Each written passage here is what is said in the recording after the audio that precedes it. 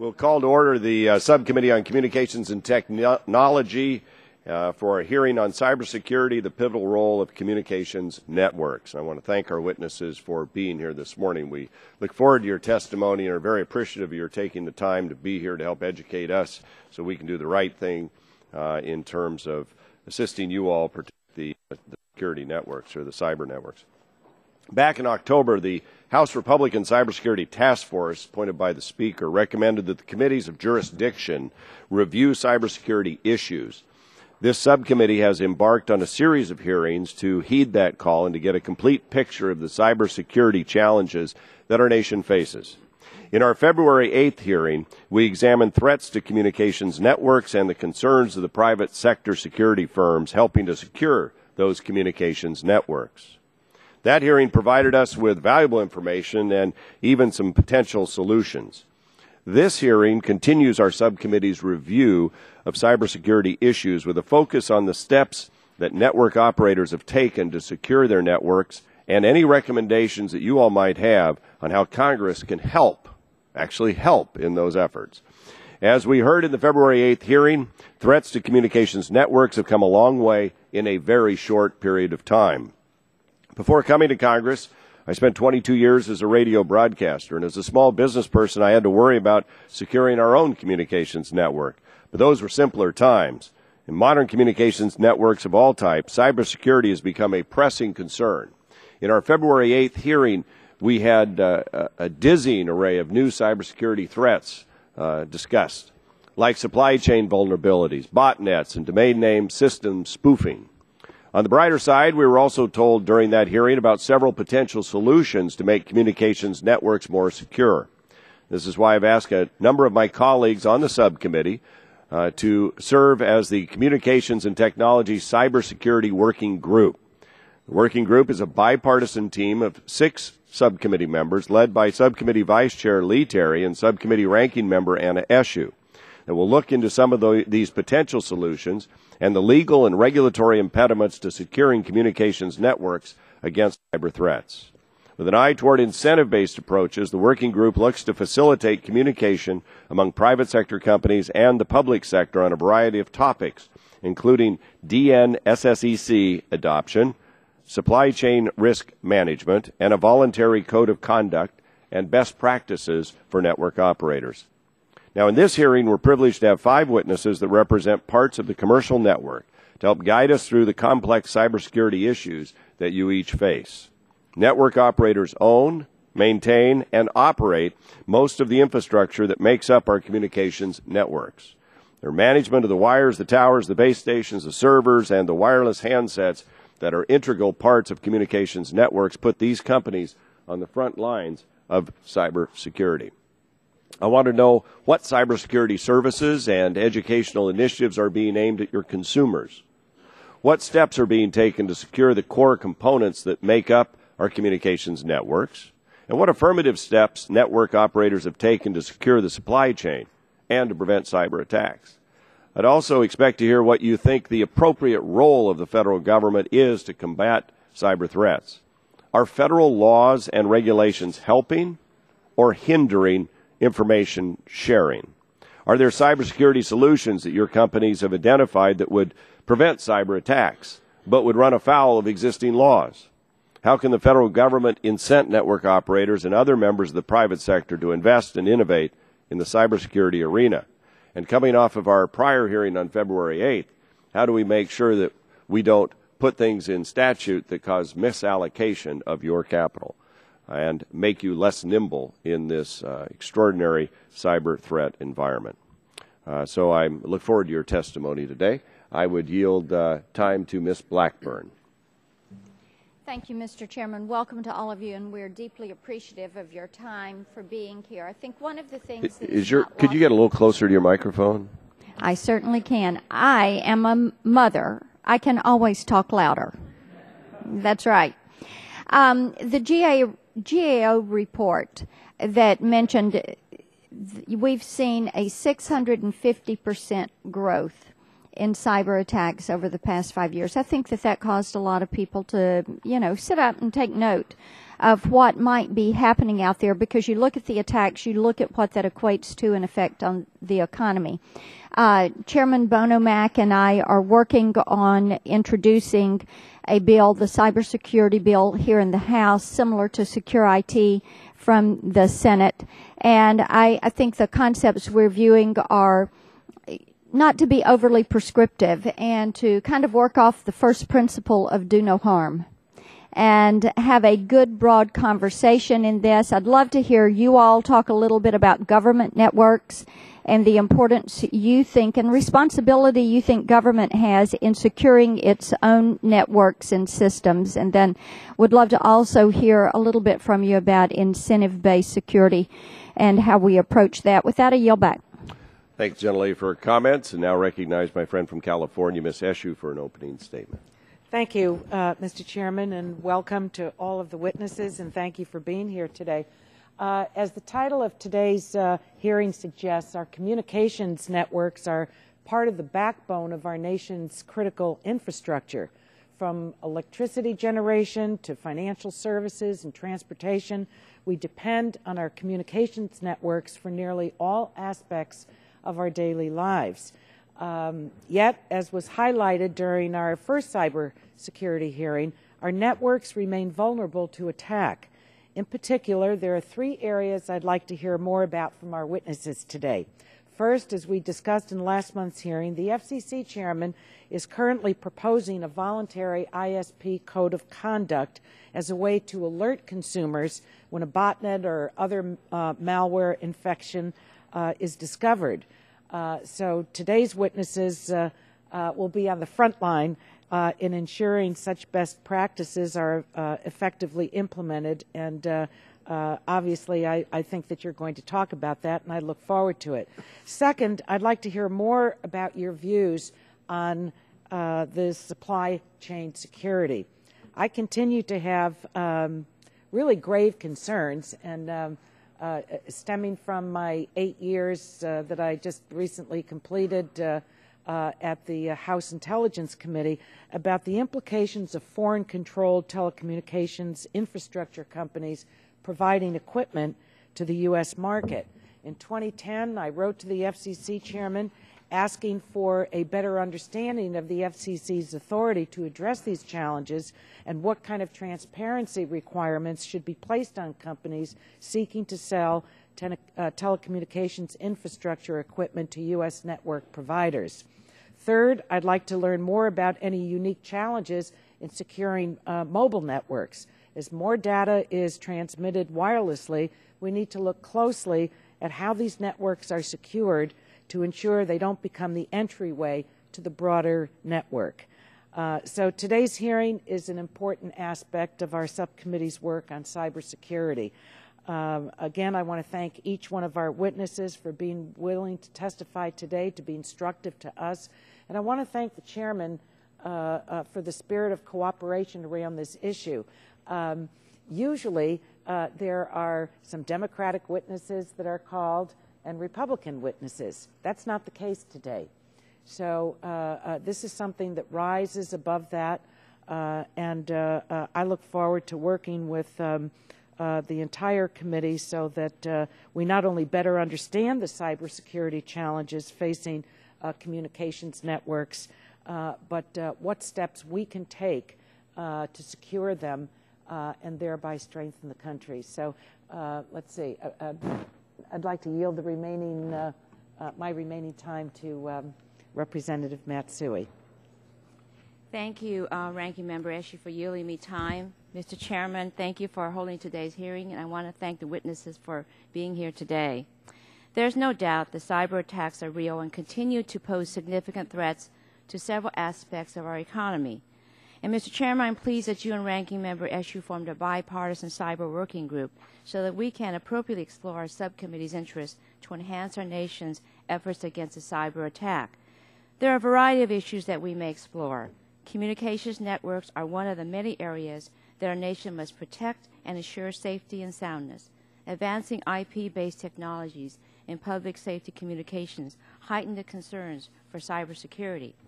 It will be important that data is protected from a PC or a cell phone in transit to cloud storage, particularly as more and more Americans send personal information to the cloud. I also believe that our subcommittee will have the ability to further promote information sharing on cyber threats. Securing the supply chain will be of high importance so that tech components remain secure through their manufacturing and distribution processes. Among others, I believe that R&D incentives could encourage industry to explore ways to better address and defend against malware and botnets. Again, I thank the Chairman for holding today's hearing. I look forward to working with my colleagues on ways that this subcommittee can encourage greater protection against cyber threats. I thank the witness for appearing today. I yield back the remainder of my time.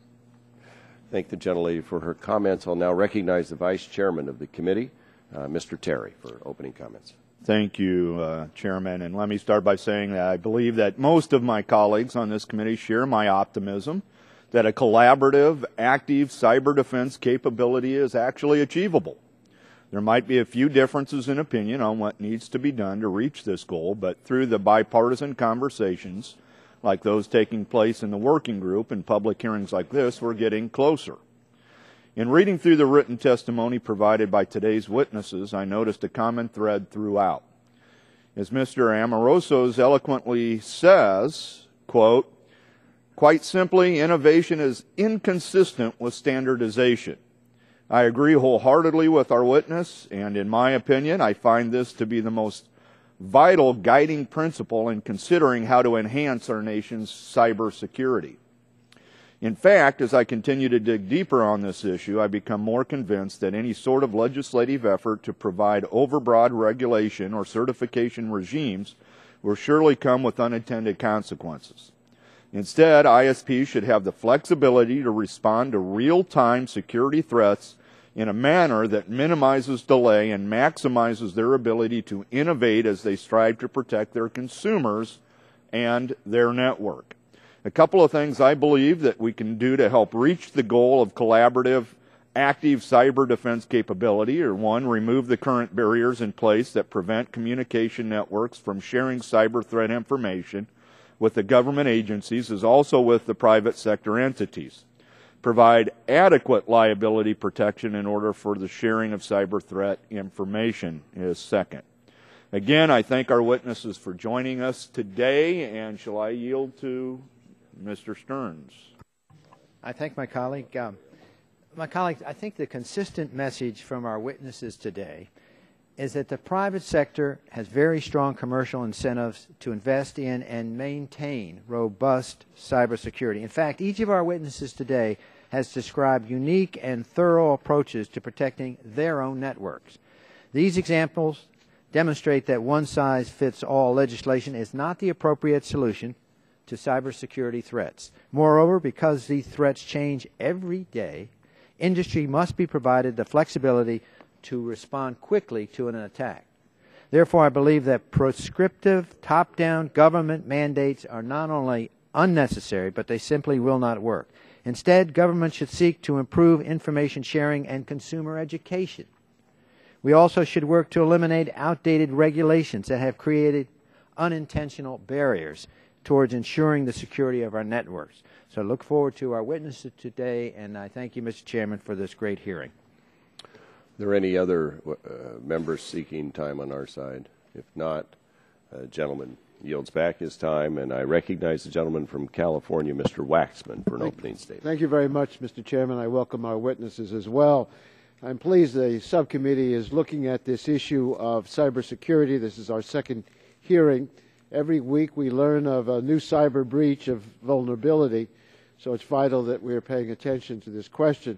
Like the smart grid, which was the topic of our last hearing by the subcommittee, it was a subcommittee on oversight and investigations.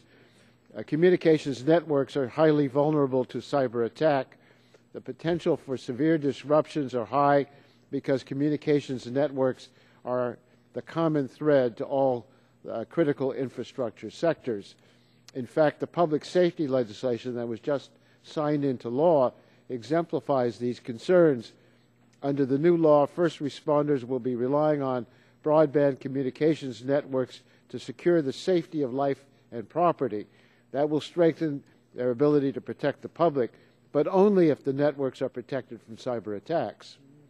Today, I look forward to continuing our discussion of the security threats faced by mobile devices and the proper role for this subcommittee in ensuring cybersecurity. Our witnesses today represent a broad cross-section of Internet service providers as well as a handset manufacturer. This should further help our understanding of what risks threaten communications networks, what companies are doing to mitigate these risks, and what the subcommittee might do to assist you in these efforts. I believe the federal government has an important role to play in ensuring the cybersecurity of the nation's communications network. One important federal role is developing practices that will keep the Internet safe. The FCC's upcoming release of its Cyber Best Practices Report, developed by the well-regarded Communications Security, Reliability, and Interoperability Council, such a long name that is reduced to CISRIC, will provide valuable guidance to industry and our subcommittee. I understand the Chairman is planning a third hearing with government agencies. I commend him for this series of hearings and look forward to what our witnesses have to tell us. And finally, I want to join in thanking you, Mr. Chairman, for organizing a bipartisan working group to study cyber threats and inform the subcommittee of its findings. This is a good opportunity for subcommittee members and staff to work together on an issue of common concern. I look forward to hearing back from the working group and exploring with the subcommittee potential further actions. Thank you for the hearing. Thank all the witnesses for being here. I look forward to the testimony. Yield back. Gentleman yields back his time. I thank you for your comments. We have a lot of big brains on this committee, and we're going to need them all to protect America. So thank you for agreeing, the members who have agreed to serve on that working group. Gentlemen, we're delighted to have you here today. We'll start with Mr. Livingood. We appreciate your being here, and Vice President, Internet Systems Engineering from Comcast Corporation. Thank you for being here. And just a friendly reminder, being old radio guys, pull these microphones very close and make sure the button's lit, and you'll be good to go. Okay. Thank you very much, Mr. Chairman, Ranking Member Eshoo, and members of this subcommittee for inviting me to discuss some of the work that Comcast is doing to protect consumers in cyberspace. We appreciate the subcommittee's interest in this issue and its willingness to hear the perspective of someone like me, an engineer working on cybersecurity and other technical Internet issues every day. I serve as Vice President of Internet Systems Engineering at Comcast, and I'm the engineering leader in charge of our residential high-speed Internet service. I currently serve on the FCC, on an FCC CISRIC working group, on ICANN's Security and Stability Advisory Committee, on the Broadband Internet Technical Advisory Group, and am a member of the Board of Trustees of the Internet Society. I'm also an active contributor of the Internet Engineering Task Force, or IETF. At Comcast, we take cybersecurity issues seriously, and we know that our customers are very concerned about security. We strive to provide them with the best, fastest, and most secure Internet service possible, and our engineering team devotes significant time, energy, and investment to constantly update and refine our cybersecurity efforts. One such threat that we focused on comes from malicious software called a bot. Bots run on an end user's computer without their knowledge and are controlled remotely. Bots are used to conduct identity and credit card theft, denial of service attacks, steal usernames and passwords, and send spam. It's important to understand that a person need not consciously do something like downloading an app to become infected. Sometimes they can be infected just by visiting a website. To counter bots, we developed a system called Constant Guard. This customer-facing system first detects botnet traffic, notifies end users of infection, such as sending them alerts in their web browser, and provides them with tools to remove those infections. Another area of threat is to the domain name system, which is a foundational and extraordinarily important and critical part of the Internet.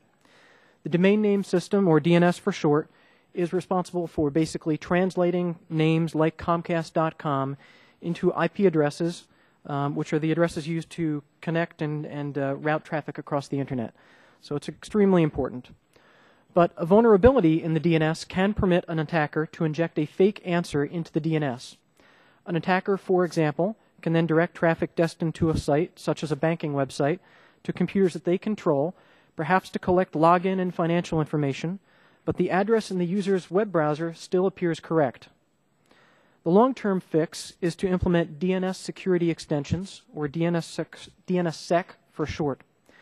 This involves someone doing two things. First, cryptographically signing the domain names that they own, and then Internet service providers validating those signatures before connecting a user to that site. This is basically akin to your bank keeping your signature on file and checking a signature on your check against that before cashing your check. It's important to note that DNSSEC was developed via an international multi-stakeholder process at the IETF and will require adoption across the entire ecosystem, such as by banks, web browsers, software companies, and cloud services, not just ISPs. I'm pleased to report that, as part of Constant Guard, Comcast was the first ISP in the U.S. to fully deploy DNSSEC in January. But it's important to understand that no open and massively interconnected network can ever be completely and totally secure. While there is no perfect solution to security, that does not mean that there are no good solutions. So our focus has been quite simply to roll up our sleeves and get to work, chipping away at the security threats day in and day out, quickly learning and adapting. We're working within the industry and on a global basis to combat the key threats and to protect our customers the best that we can, and also to help them protect themselves. There are powerful incentives to take strong and effective measures to ensure network security and safety. Our consumers want assurance that the networks that they are using are safe and secure, and we have strong reasons, therefore, to invest capital and resources into cybersecurity safeguards. The same is, of course, true for other network providers.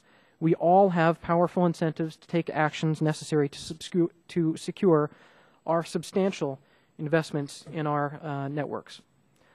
Policymakers can help these efforts by removing legal uncertainties that can inhibit collaboration, while preserving and strengthening this flexibility that providers have to develop the best solutions for each of our networks. As one of the members said a moment ago, there is no one-size-fits-all solution, so flexibility is key, and it's important because the threats change as rapidly as they do. Flexibility will help to ensure that we can continue to focus on security and innovation rather than compliance and regulation. Thank you. Thank you, sir. We appreciate your comments, and we'll be back to you with some questions on the specifics of what those uncertainties are in the law. We're now delighted to have Dr. Edward Amoroso with us. He is the Chief Security Officer for AT&T Services Incorporated. Doctor, we're glad to have you here. We look forward to your comments. Great, thanks. Hi, everybody. I'm Ed Amoroso. I've spent my entire adult life in cybersecurity. In fact, even as a teenager, my dad was a computer scientist, so I was logging on to ARPANET when I was a little kid. So I've been in and around this forever. I started work at Bell Laboratories and found that I was actually a pretty good hacker, and have been doing that ever since, and now I'm the Chief Security Officer. So I kind of come at this with a very practical perspective on threat. There's three things I want to share with you that I think are observations that might help you as you develop legislation, and they are based on empirical day-to-day, dealings with security issues with our mobility network and our wireline network and the entire Fortune 1000 in lots of different countries we deal with. So I do that all day long, and I wanted to share it. And the first one's about innovation. We are being out-innovated by our adversaries. It's basically the case. I mean, I don't know if you've ever bought a piece of furniture and taken it home and admired the handiwork and the furniture. That's what we do with malware that's being developed by adversaries. It's so good and so well crafted that we marvel at how far the adversary has come. These are not script kiddies doing dopey things, and these are pretty good. I don't know if any of you watched 60 Minutes. You saw the Stuxnet piece. That is an incredible piece of computer science, that worm. So I think we need to recognize that whatever we do collectively as a nation, we need to figure out a way to incent companies and universities and government agencies to innovate in this area. If we don't, we're going to be in trouble, because I will tell you, and I bet everybody up at the panel here would agree with me, the best state-of-the-art security protections that any one of us can put in place will not stop a determined adversary in 2012. That is a fact. So we need to do something to get ahead of that, and the way you do something is you innovate. You need to do something to get ahead of it. And part of the problem with sort of prescripting an answer to everyone, hey, we're all going to do the following, is it would be like every NBA team publishing their defense and saying, all right, this is what we're going to do. Guess what? You think the adversaries don't read your legislation? You think they don't look and see what we're all going to do? I mean, then you lay it out and you say, okay, I will step around these things that you're doing. I mean, that's just a practical issue in cybersecurity. This is not, the kind of thing where, we can all kind of do common sense stuff and it will fix it. There's a million things in our lives where if we all go back to the basics and do a set of common sense things, it'll make things better. We all live our lives that way. Cybersecurity doesn't work that way. We're dealing with an adversary. So the first issue is innovation.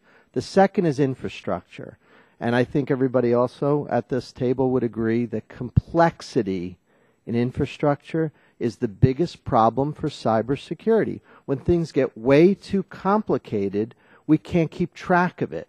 It becomes almost impossible to protect something that has become so big and complicated that you can't get your arms around it. And part of the problem with things like DNSSEC and others, which clearly have benefit, I mean, I certainly agree with a lot of the points that were made, but they add complexity.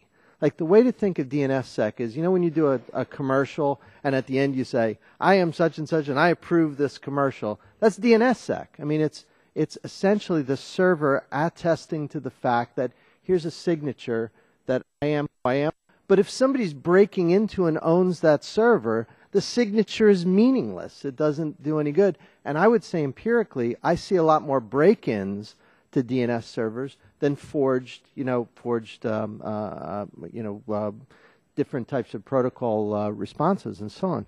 So I think we need to keep in mind as we develop legislation that when we add complexity, when you add things that we need to keep track of, do this, do that, overlay this, add this new thing, add that new thing, the complexity can be very stifling. When DNSSEC was first proposed, decades ago, right? This is not something that was dreamed up last week. We've been working on adding cryptography to internet protocols forever, and the reason we don't have them today is because they're unbelievably complicated to run. They do add some benefit, but they have side effects. It'd be like bringing a senior citizen to the doctor with 5 ailments, and the doctor says, well, I'm going to give you medicine for one of them, but it has side effects. That's DNSSEC.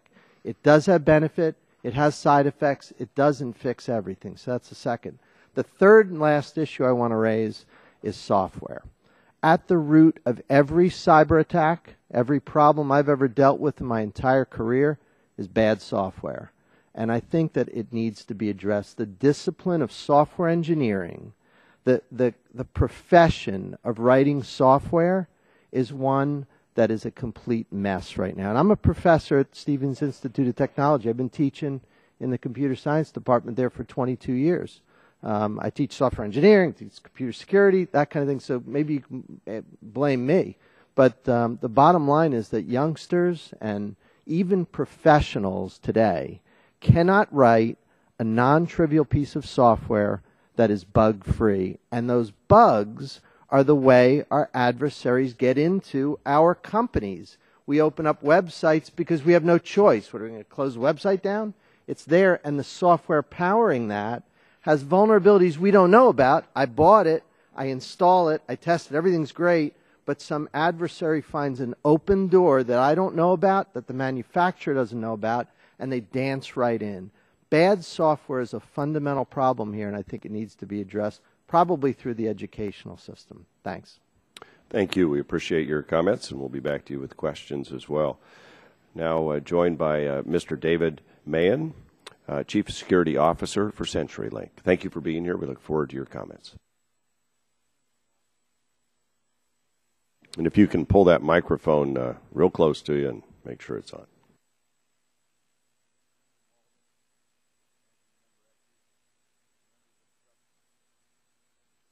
opportunity to testify.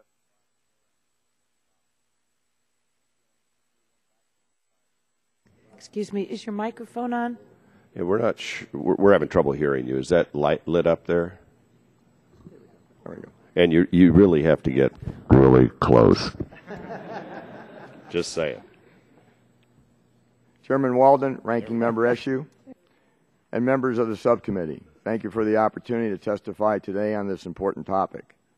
CenturyLink, a Tier 1 backbone provider, provides communication services to over 14 million homes and businesses in more than 37 states and around the world. Our services include voice, broadband, video entertainment, and data, as well as fiber backhaul, cloud computing, and managed security solutions. Our customers range from the most basic voice and internet customers to the largest Fortune 500 companies and large government agencies. As Vice President and Chief Security Officer for CenturyLink, I am responsible for all corporate security functions, including information security.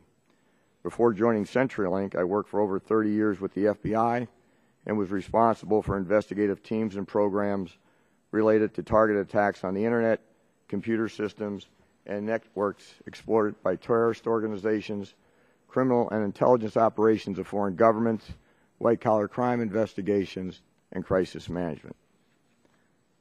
The cyber threat is real and serious. Our networks and those of our customers are the targets of thousands of cybersecurity events daily, from simple port scans probing network defenses to sophisticated attacks. CenturyLink and our customers invest significant resources in ongoing efforts to keep those assets secure. CenturyLink uses an overarching governance, risk, and compliance framework to ensure cybersecurity threats are addressed enterprise-wide. As stewards of the Internet infrastructure, CenturyLink's programs on cybersecurity fall into several general categories: protecting the customer, protecting our core networks, and providing managed cybersecurity and secure communication services. We have worked extensively with our industry peers, partners in government, and other stakeholders to strengthen our collective defenses against cyber attacks. From our CEO's participation on the President's National Security Telecommunications Advisory Committee, to my securities team's participation in key organizations such as DHS's Communications Sector Coordinating Council and the FBI's Domestic Security Alliance Council, we conduct risk assessments, information sharing, incident response planning, and participate in government-sponsored cybersecurity exercises. In addition, CenturyLink CEO Glenn Post chairs the FCC's Communications, Security, Reliability, and Interoperability Council, which is working on voluntary best practices for botnet remediation, domain name system security, internet route hijacking, and other emerging issues unique to the communications industry. More can and should be done, but carefully. Public-private partnerships have yielded significant progress in the last few years by building a framework of collective defense and cooperation and helping us understand the cyber threat. As many of you have pointed out, we are entering into a new era of cybersecurity threats where our adversaries have become more sophisticated and determined, and the need to collectively step up our game is more acute. We are particularly encouraged by legislation like H.R. 3523, the Cyber Intelligence Sharing and Protection Act, and similar provisions in Senate bills that could clarify and enhance cyber-related public-private information sharing. As communications providers, we see a number of areas where congressional action can make valuable improvements to our nation's cybersecurity posture, such as improving information sharing, market-based incentives and gap analysis, improving the federal government's cybersecurity posture, and expanded research and development. Shifting to a mandated-based approach would be counterproductive. We strongly caution against the traditional regulatory approach based on government mandates or performance requirements. Because our network is the one central asset of our business, CenturyLink and our industry peers already have the strongest commercial incentives to invest in and maintain robust cybersecurity. There is neither a lack of will nor a lack of commitment to do this among the major communications providers. At its best, cybersecurity is a dynamic, constantly evolving challenge, best done in a collaborative partnership. At its worst, cybersecurity can devolve into a checklist exercise and diverts resources away from effective protections into expensive compliance measures that may be already outdated by the time they are implemented. We have the most knowledge of our network, systems, and databases, and we understand the most effective and efficient ways to protect these assets.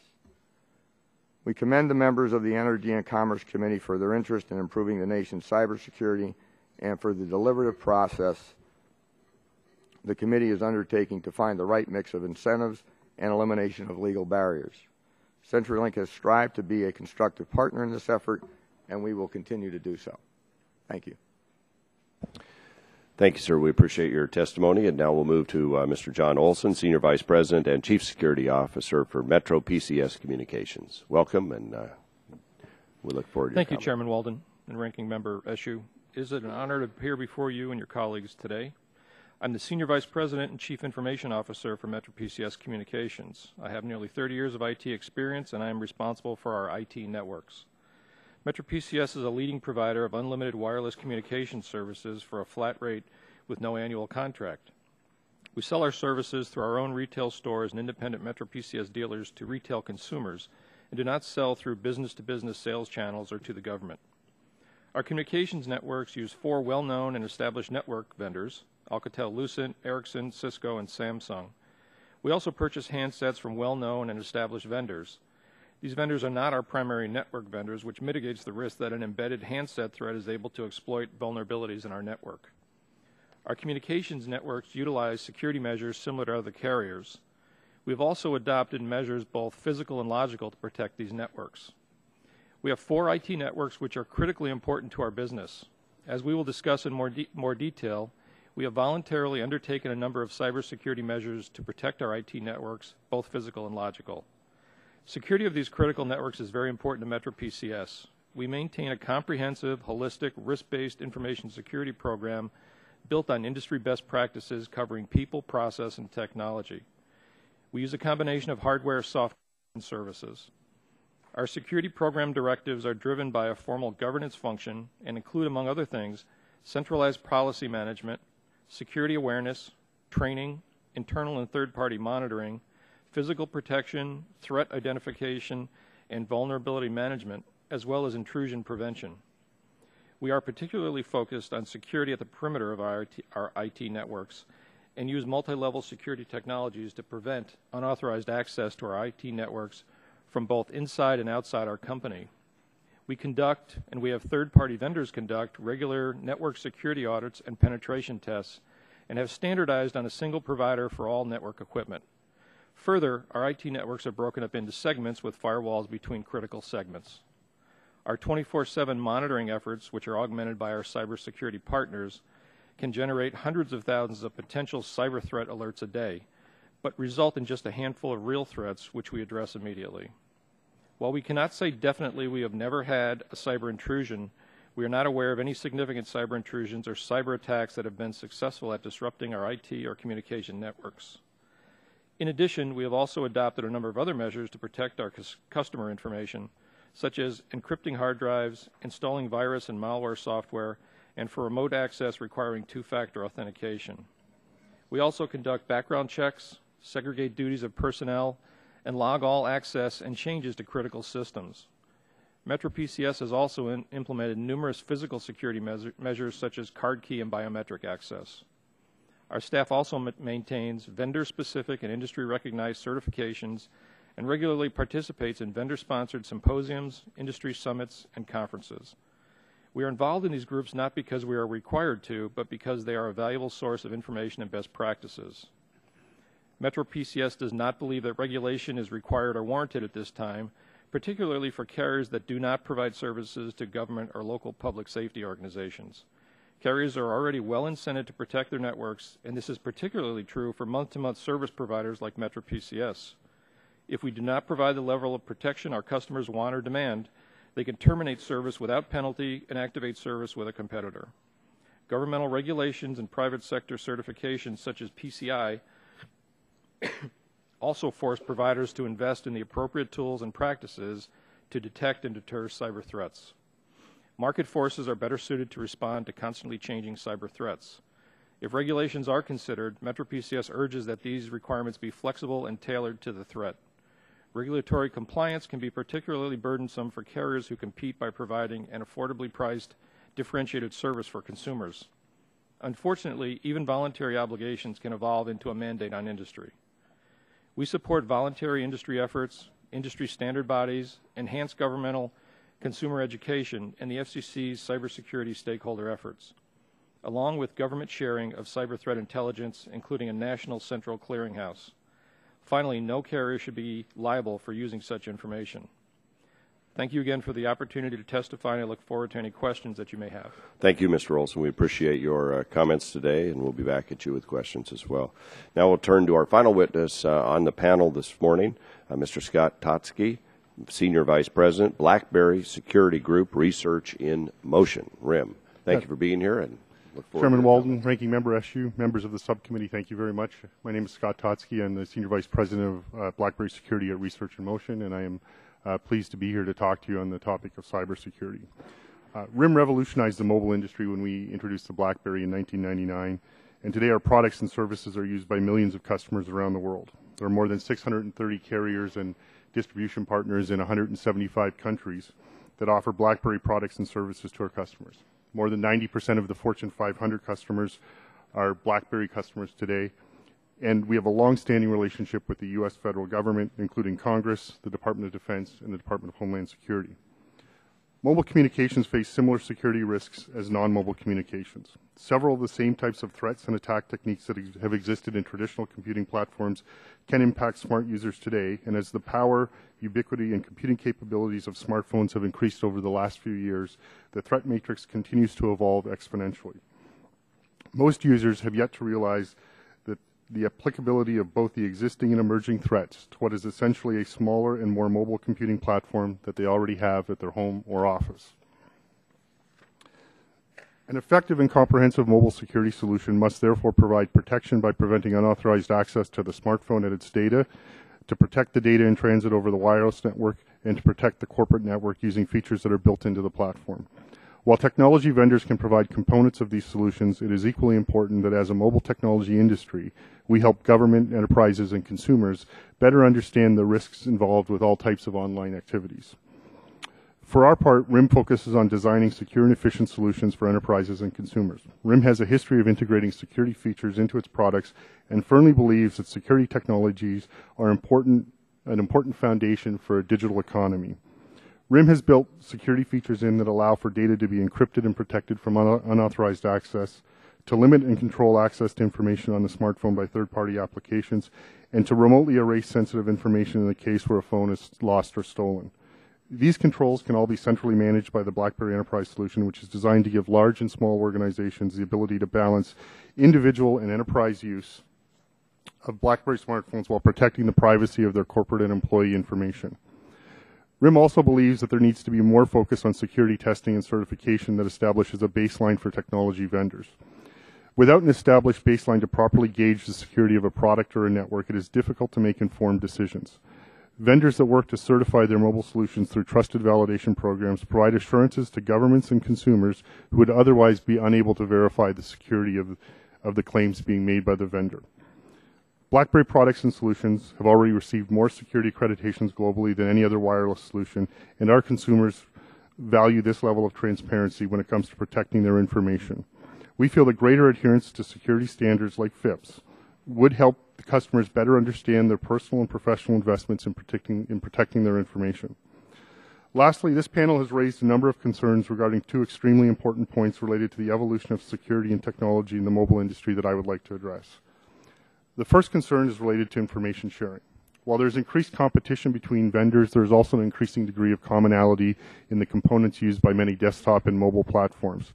This directly translates into an evolving risk of cross-platform vulnerabilities, creating a level of shared risk that increases the need for vendors to work together to responsibly disclose and address these concerns. This also means that programs such as RIM's information sharing program need to fully engage with public sector entities such as the U.S. CERT to ensure timely and bidirectional flow of security information.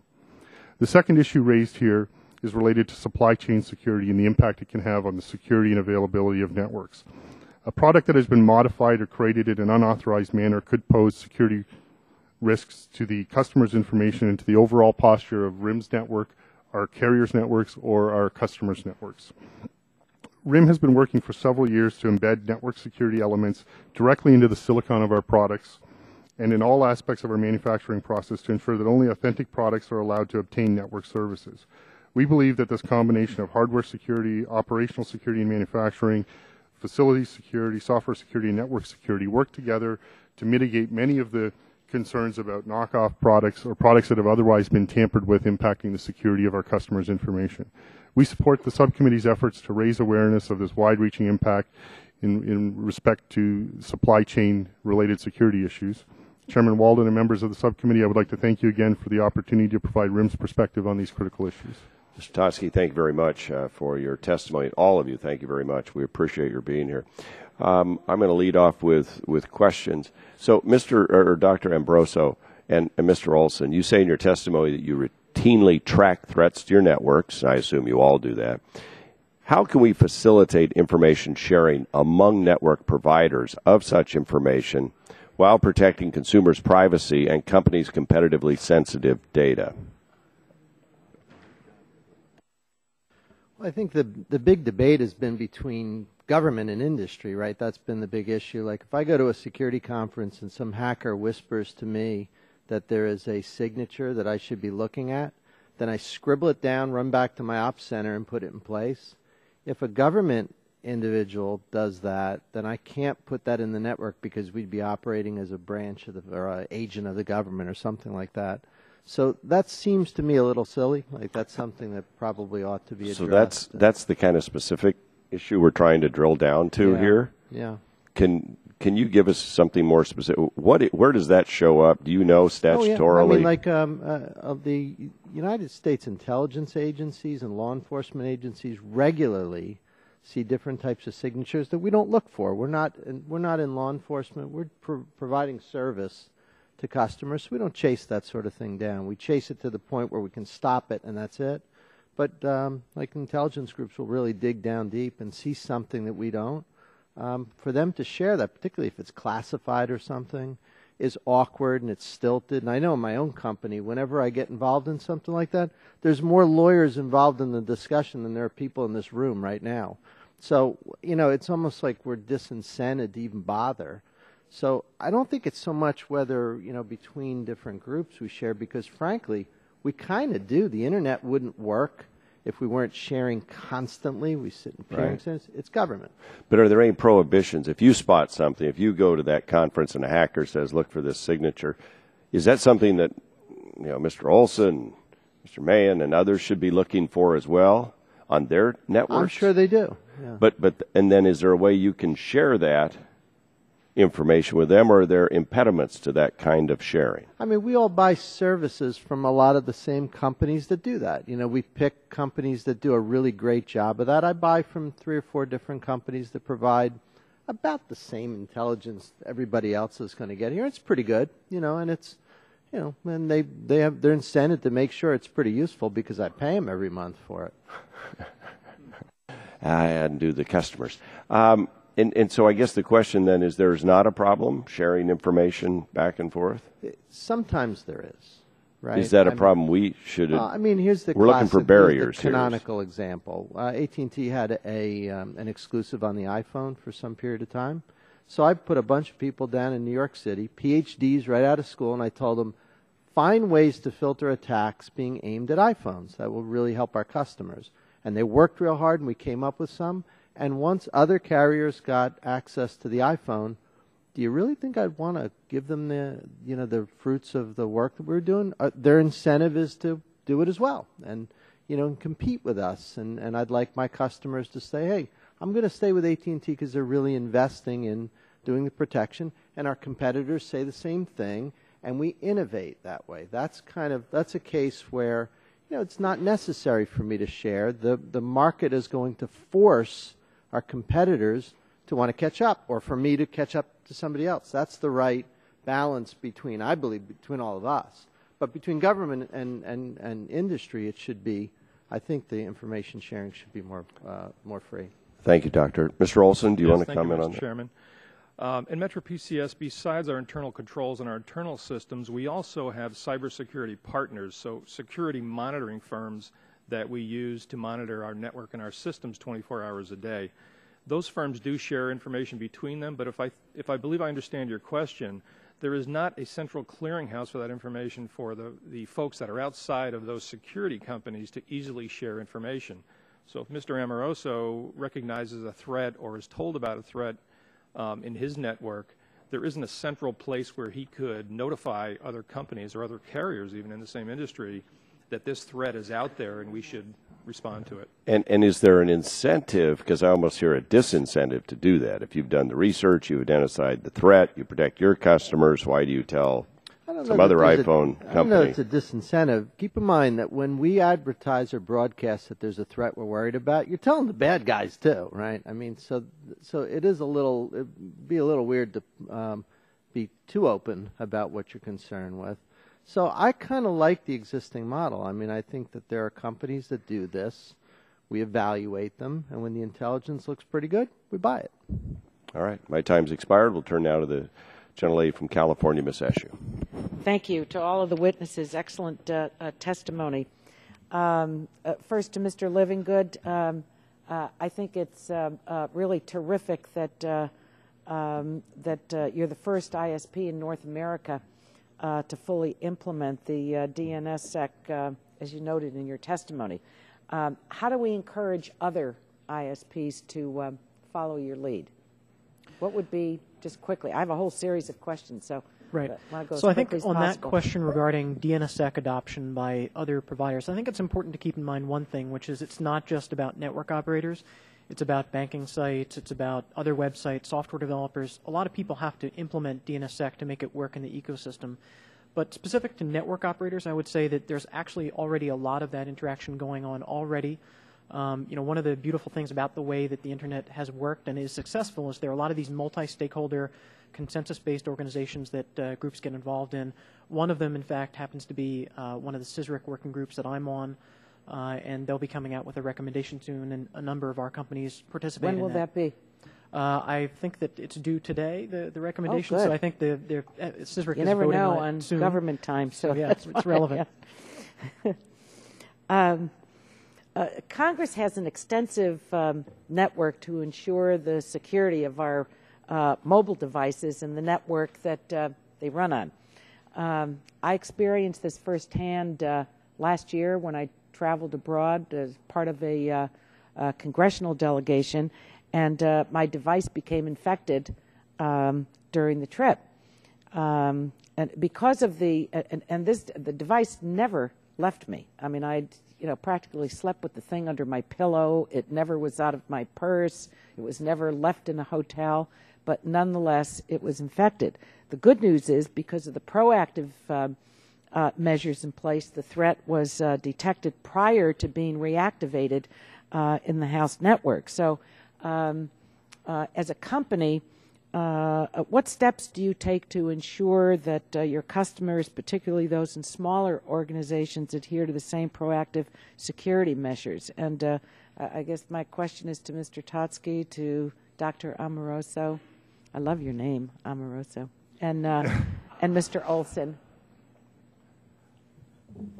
Sure. Thank you, Congresswoman. I'll go first.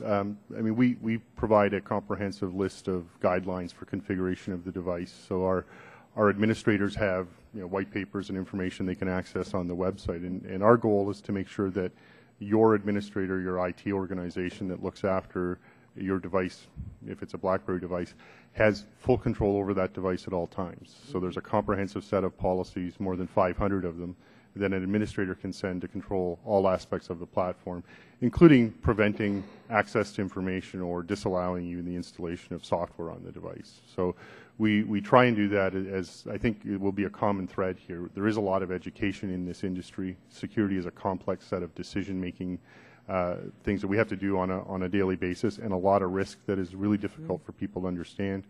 We're trying to offer as much transparency and help to our customers through publication of standards and best practices and forums like this.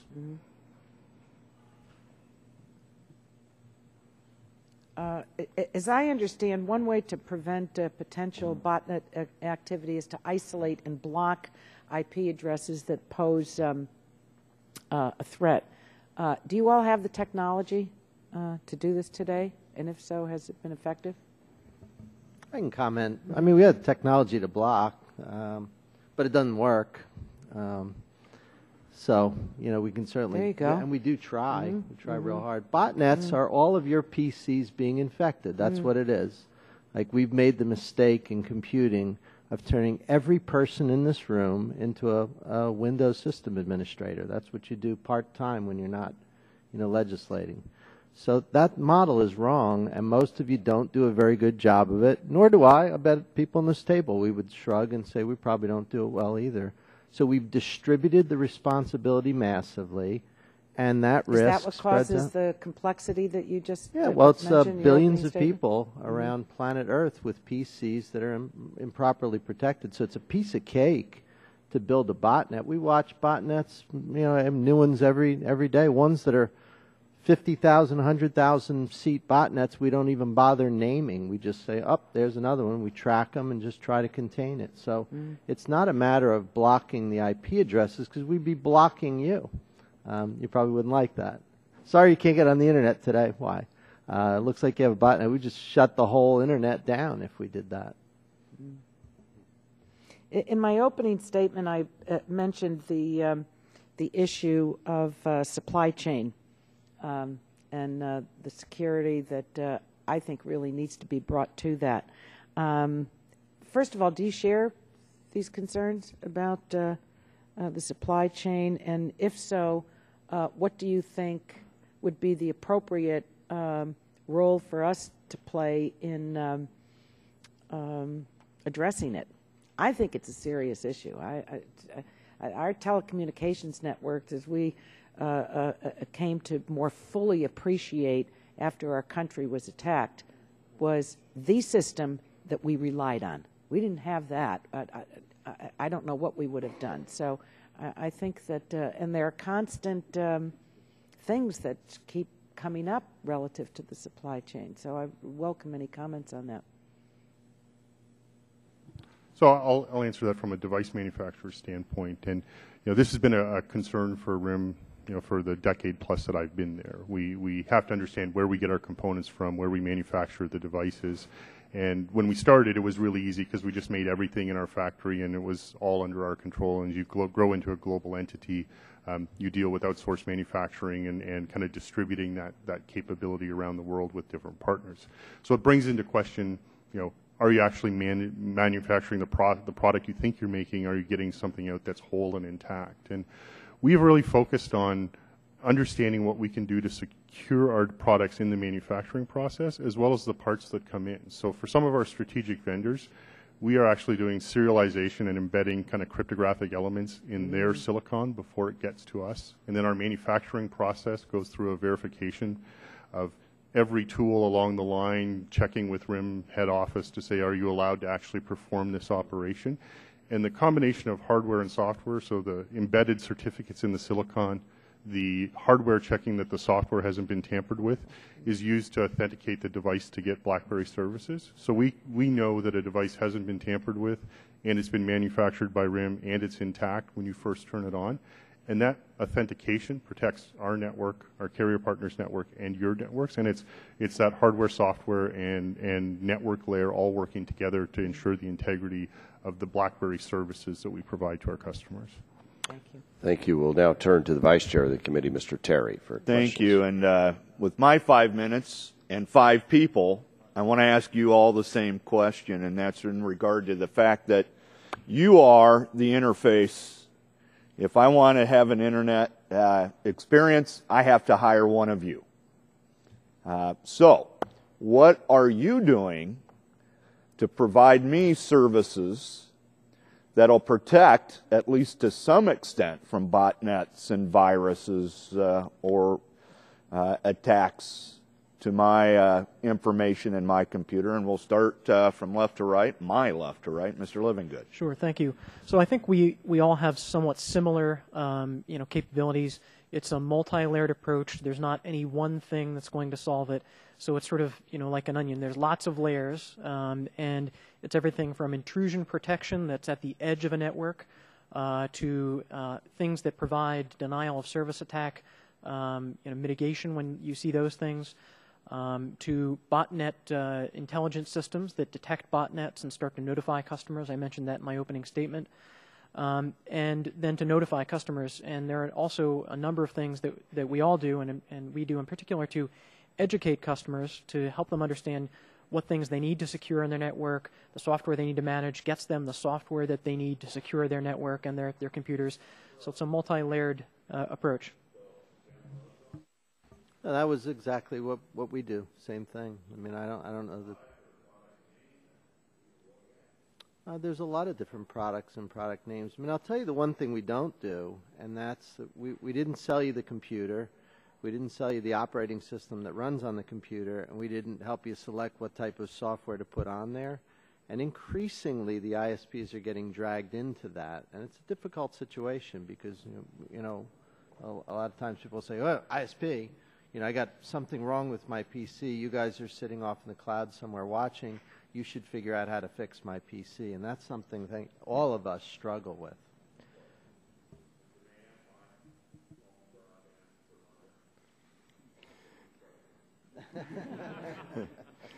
We do all a number of very similar things, I think, in the ISP world, to protect particularly residential customers.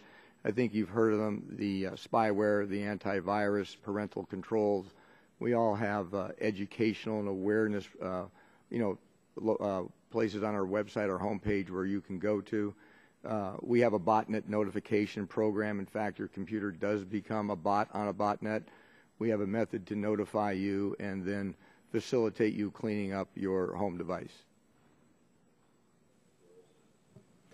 I think there's a lot of commonality in the approaches that we're all taking. One of the distinctions that I mentioned in my opening comments regarding our cybersecurity partner, I think our partners, is really important.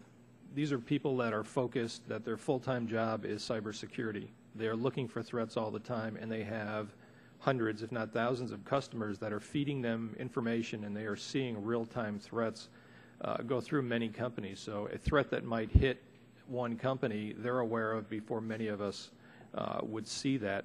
So I think that information sharing in that cybersecurity industry is really critical, and it's something that we value.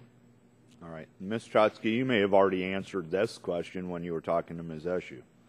Yeah, so certainly the embedded security elements are part of that. But beyond that, we have user and administrator controlled security that lets our users dictate what level of protection they want to put into the platform.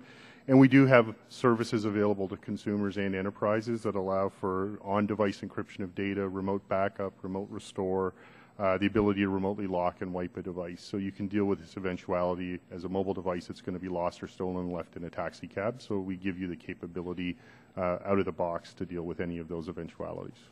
Good. I appreciate that. I guess the last 47 seconds I'm going to give to Mr. Amoroso. Should the responsibility be on the ISP providers to have a system to detect viruses as they enter into your network before they get to my computer? If we knew how to do that reliably, I'd been trying to sell you that years ago. It's a very difficult thing to detect viruses and malware. Sometimes we can kind of pick it up, and we do notify, just like the rest of them. I call 100 to 1,000 people every week.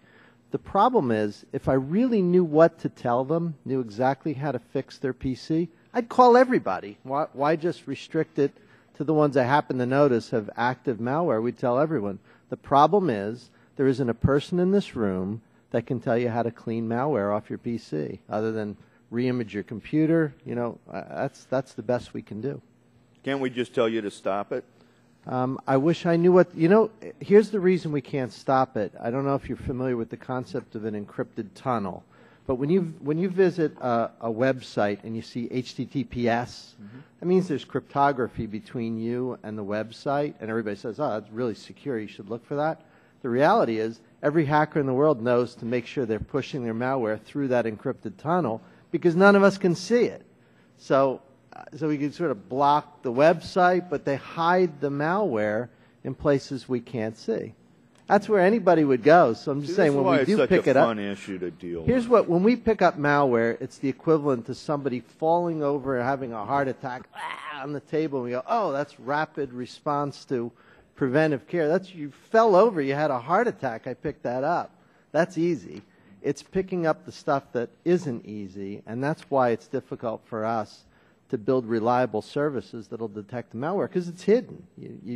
Any hacker would do it that way. Thanks. Wow.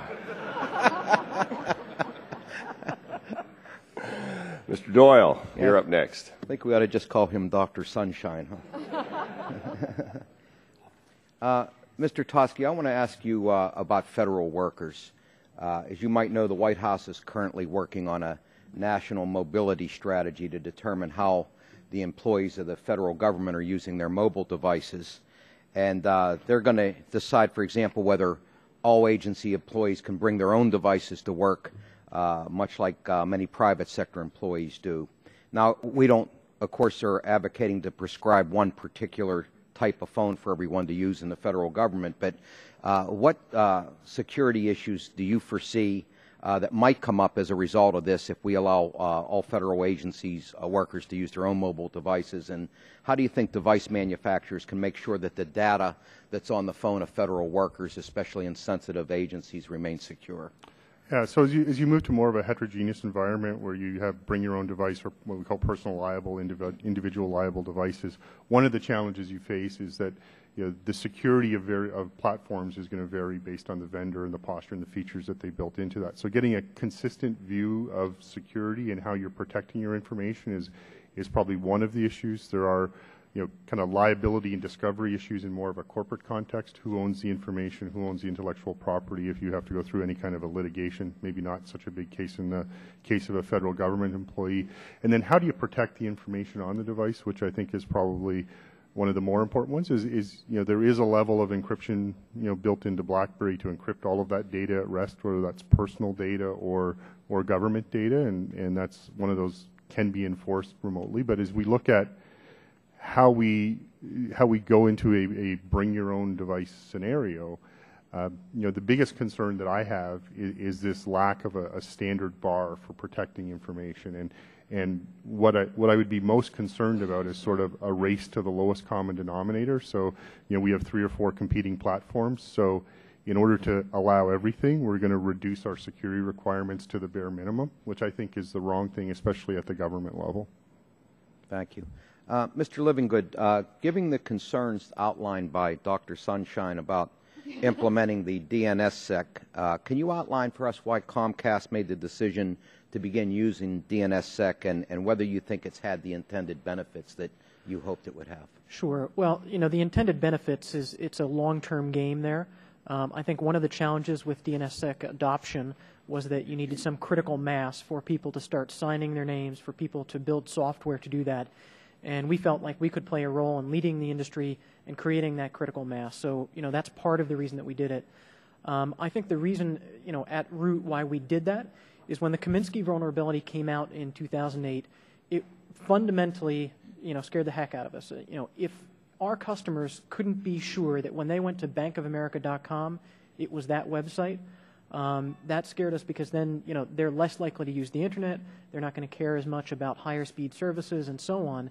And that's incredibly important to us. So to have a way, we all certainly had a short-term fix to that. But to have a long-term fix to that, we thought was incredibly important. And DNSSEC appears to be that one. And, we're pleased to help lead the way and create that critical mass to help adoption. Thank you. And just in closing, Dr. Amoroso, I've enjoyed your testimony, and it makes us all realize how much work we all have to do together to face this problem that is certainly there's no easy answer to. But I want to thank all the panelists for your testimony today. It's been very enlightening. I'll yield back, Mr. Chairman. Mr. Doyle, thank you very much. And we'll go now to Mr. Shimkus for 5 minutes. Thank you. I kind of want to build a little bit on what my friend Mike Doyle mentioned, but I wanted a different perspective. Because it's kind of tied, it popped in my mind when you talked about federal workers. Where are you finding your cyber warriors today from? In other words, where are they coming out of? They coming from private universities? They coming out of the military? Briefly, the cutting edge new people who are helping you do this stuff, where are they coming from? So just going down real quick. I don't have much time. I think it's a variety of places, and I would say, there's a need for more educational focus, not just in cybersecurity, but ICT generally. But we find people in a variety of ways. Some are former military service members, former law enforcement. Others are just Linux system administrators that are interested in security. Others are, former childhood hackers or something like this, and they're interested in it. So it's a variety of things. But is there a college path? Is it? Can you get IT training in the business schools or computer science class? Where are they? Comment. So I've been teaching at Stevens for 22 years. I teach this semester. If you looked at my class in 1990, you would see something that would look like, typical, college class. I went to Dickinson, Pennsylvania, so, pretty a mix of kids. My class today at Stevens is about 98% foreign nationals, and I've got about 65 in the classroom, and almost all of them have the intention of leaving the country when they complete their master's or PhD because they see bigger opportunities elsewhere. That's just and that kind of segues, and if you all want to jump in, I can real quick, but that I don't want to forget the aspect of compensation for people entering the private sector versus the government sector. There's this debate on salary compensation. I don't know where it is. We have the same issues about bringing in the best and the brightest, but if we're not compensating them for what the private market bears, then there's another thing. Anyone want to jump in? Just on where we source. So there is, certainly out of the education system, out of military and intelligence, we find some people kind of moving into private industry. The most talented guy on my team's a high school dropout. And so I think using kind of the education system as a bar doesn't really help identify the best talent. He would be one of the top recognized kind of hackers and researchers in the world. So it varies.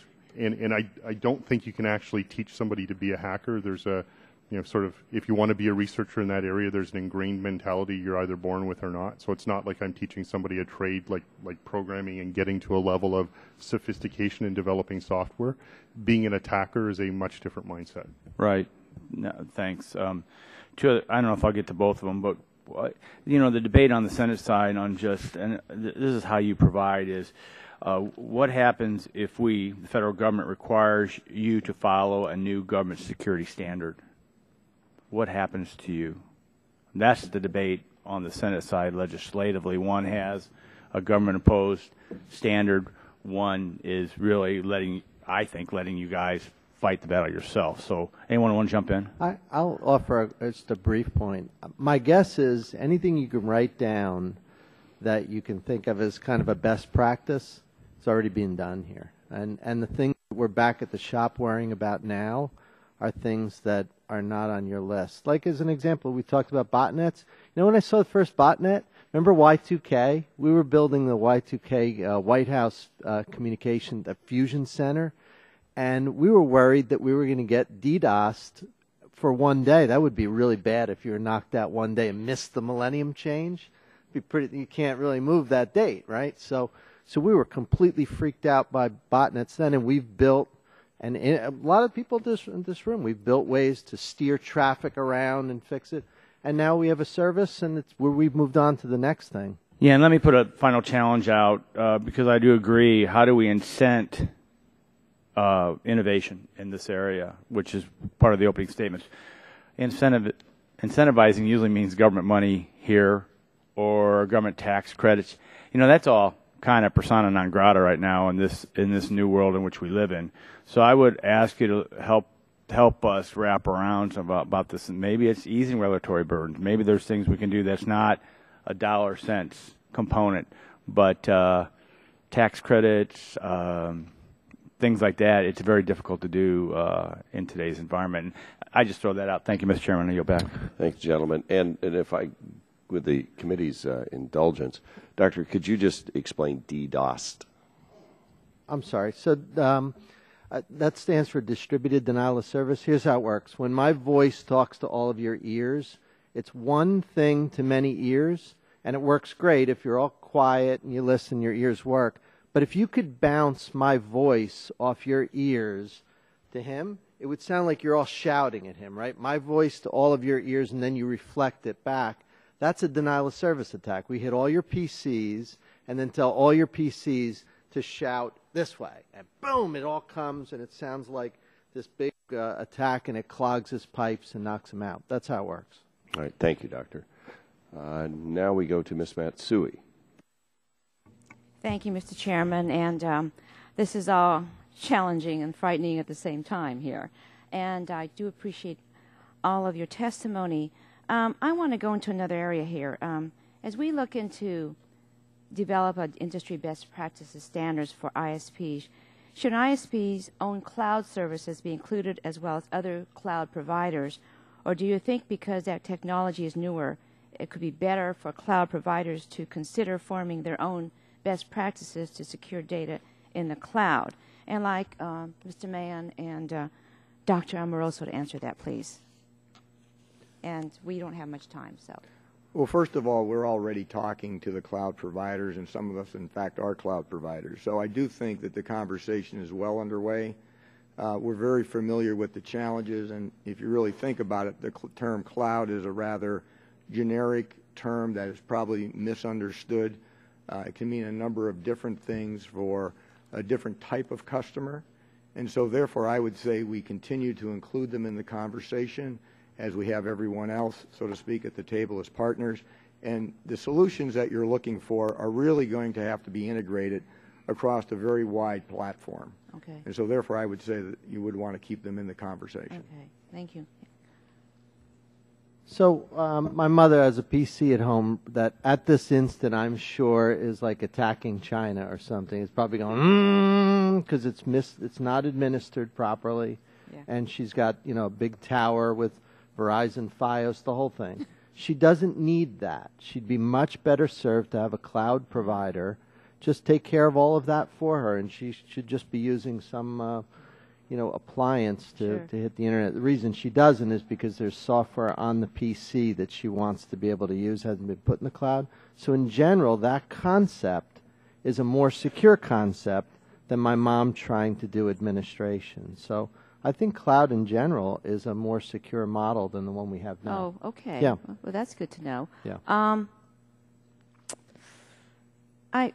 I'm Dr. Amoroso. Given your expertise in this area, what are the differences between securing wired and wireless communications networks, and how can these differences be accounted for in any type of cybersecurity initiatives? Well, they're pretty big, right? The differences are significant. If we had 3 hours, I can take you through the whole thing, but I'll give you one example. Okay. Remember when, I'm guessing most of you remember when computer security was just, don't put an infected floppy in your computer. Yes, remember right. that? Mm-hmm. I mean, it was like, don't put software in your machine where you don't know where it came from. It seemed like perfectly good common sense, right? What do we do every single day on app stores? We're downloading stuff. I don't know who wrote that. I don't know where it came from, but boy, it sure looks pretty cool. I think I'll download it to my device.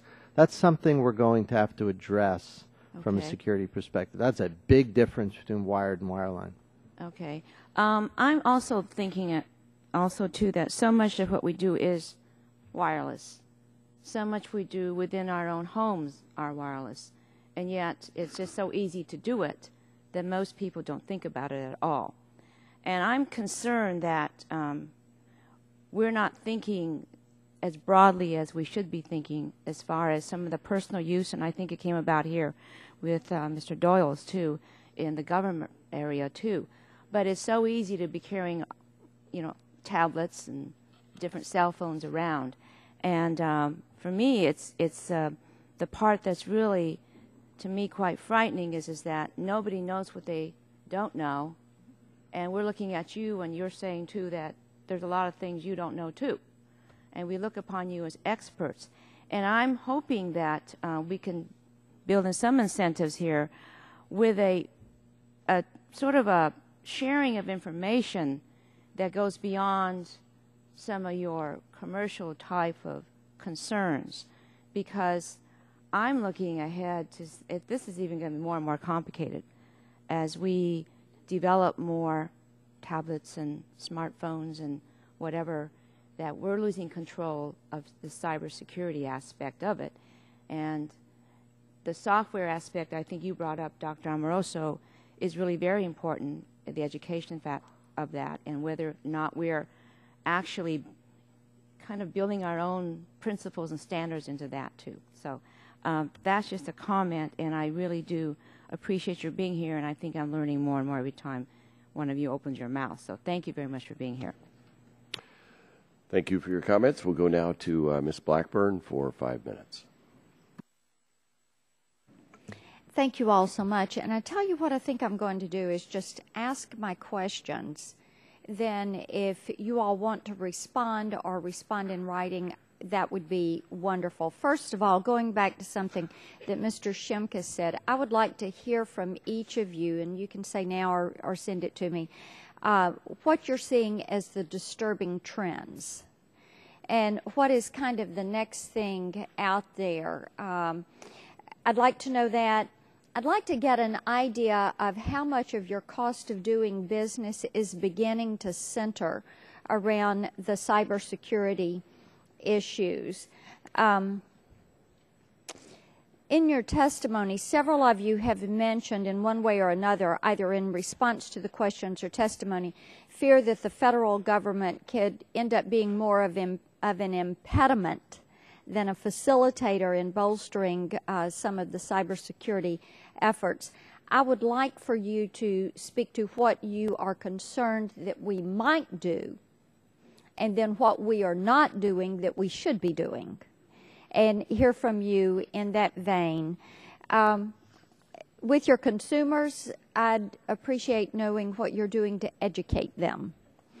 I think that one of the things that helps us as we work through the process is being certain that consumers are educated. So if I could get that bit of information, and then when we look at the hacker attacks that are out there, some of the anonymous attacks, some of those, there's one in the news today, or I think there are 5 people that they are bringing forward on charges. What kind of government-imposed performance requirements would help keep pace with some of the technological evolution that you're seeing in these cyber attacks? And if we were to do a government top-down sort of structure to try to deal with cyber enemies, would that be giving a signal to that cyber enemies? Is that kind of too much information for them to be able to work around? So with that, those are the questions that I'd love to hear from you on, the trends, the cost, what we are doing, what we're not doing, dealing with consumers, how you're educating them, and then looking at the attacks, the cautions you would give to us there. And with that, anyone that wants to respond. Sure, I can go first, and I'll try to be quick so that others can answer. In terms of the positive things that government can do, I think making information sharing easier, there are a number of things there to help. I think that government has a role to play in education, whether that's PSAs or other kinds of education for end users, for citizens. I think there's also an opportunity to help incent or fund additional R&D. I know that NIST and other groups try to do research in security and other Internet futures. I think that there's more that can be done there that's important. And in terms of things to be careful of or be aware of, I think it's to be aware of mandates and be careful of mandates. I think we don't want to be focused on checklists and compliance. We want to be focused on innovation and the threats of tomorrow, not sort of the threat today. Thank you. Anyone else? Well, I could just make 2 comments. Several of the questions and comments today mentioned incentives. I can tell you as an IT professional, we are heavily incented to make sure that we're protecting not only our internal resources, but all of our partners that are interconnected with our systems. I think one of the things that is a little scary so far is we monitor all of our customer service channels, our call centers, stores, website, and we're not seeing a lot of requests from our customers concerning their own security of their handsets and devices. So I think education is certainly going to be important. I think there's just not a general awareness in the consumer population how big an issue this is. Okay. Maybe a comment more around why it's so difficult to regulate this arena. I think here we've been speaking here rather generically about mobile devices and cybersecurity threats. But it's a much broader problem depending on what category you're looking at. And because there's multiple categories of threat actors, trying to be finding a solution in a prescriptive way is very difficult. If you think about who's coming at you and why they're coming at you, you could have a nation state coming at you for all sorts of reasons. It could be coming at the federal government for military reasons, but that same nation state could be coming after a corporation for intellectual property. Everything from understanding that intellectual property is not just in a 50,000 corporate environment, it could be in a 50-person law firms that doing your M&A activity for you. So you have that broad landscape if you're looking at nation state. If you're looking at criminal activity, sure, you have what used to be the script kiddie doing something that was relatively harmless, and maybe at best you've hired them today as your network administrator if they grew up. But on the other hand, you have organized crime looking at more broadly the world and how does it make money. You look at the recent FBI investigation on the DNS changer malware that infected hundreds of thousands of computers. Then you can take a look at your Anonymous and others that are more hacktivists trying to make a point. And then you come down to your insider threat and your companies that are doing it to you. So if you think about that landscape and the data that they're after it for sometimes different reasons. When you try to put a regulatory overlay on that, it's very difficult to put us in a position to respond to those kind of four broad categories, and then at the same time make sure we have our checklist compliance programs going. Thank you.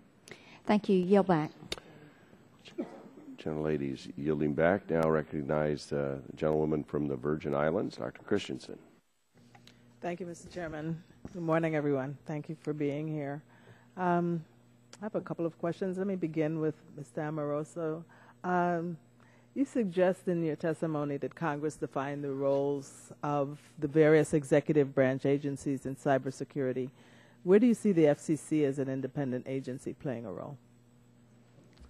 Well, I don't think there's an agency right now that's in a good position to come in and solve a problem that we can't solve ourselves. I mean, if it really was a case where you could write out these 5 things that we should all be doing, and for whatever reason, negligence, ignorance, whatever, we're not doing it, then you really do need somebody in government to shake us, into action.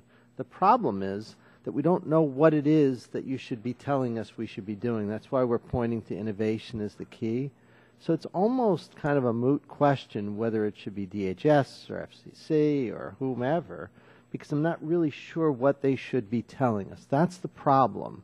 And, there are some things that, like I sit on CISRIC, and I'm part of the team trying to make recommendations. I'm not, I don't want to lead you to believe that we're just kind of punting. It's such a hard problem. We're not trying to reduce the risk. But I would just say from an agency perspective, if there was an obvious set of things that should be done right now, I'm kind of thinking the groups that are here would be doing it. We are incented to do that. That's the problem. So I hope that addresses the question. Okay. Yes, thank you for that answer.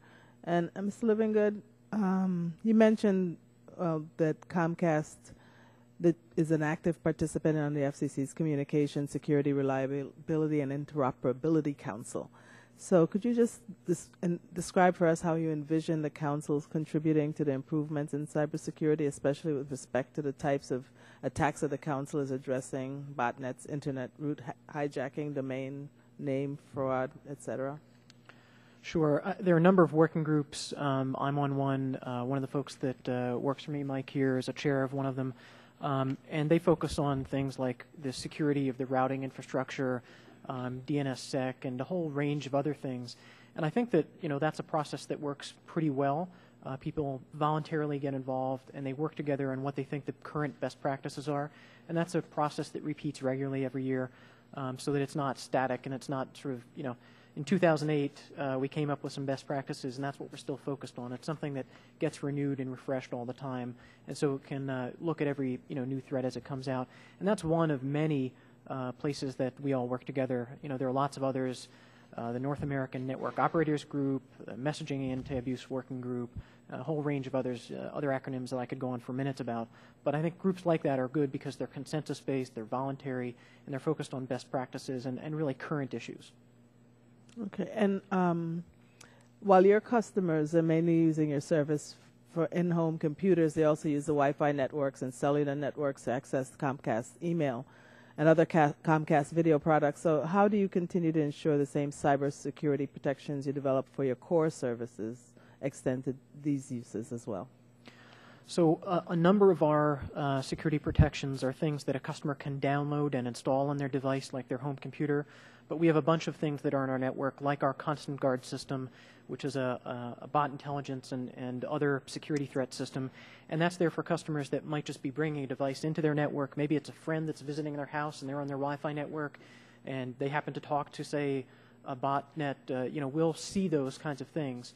And so, we can alert customers to that. So whether they've installed software that we provided on their device or not, we still have tools in the toolbox to identify that and help them, tell them about it and help to solve it.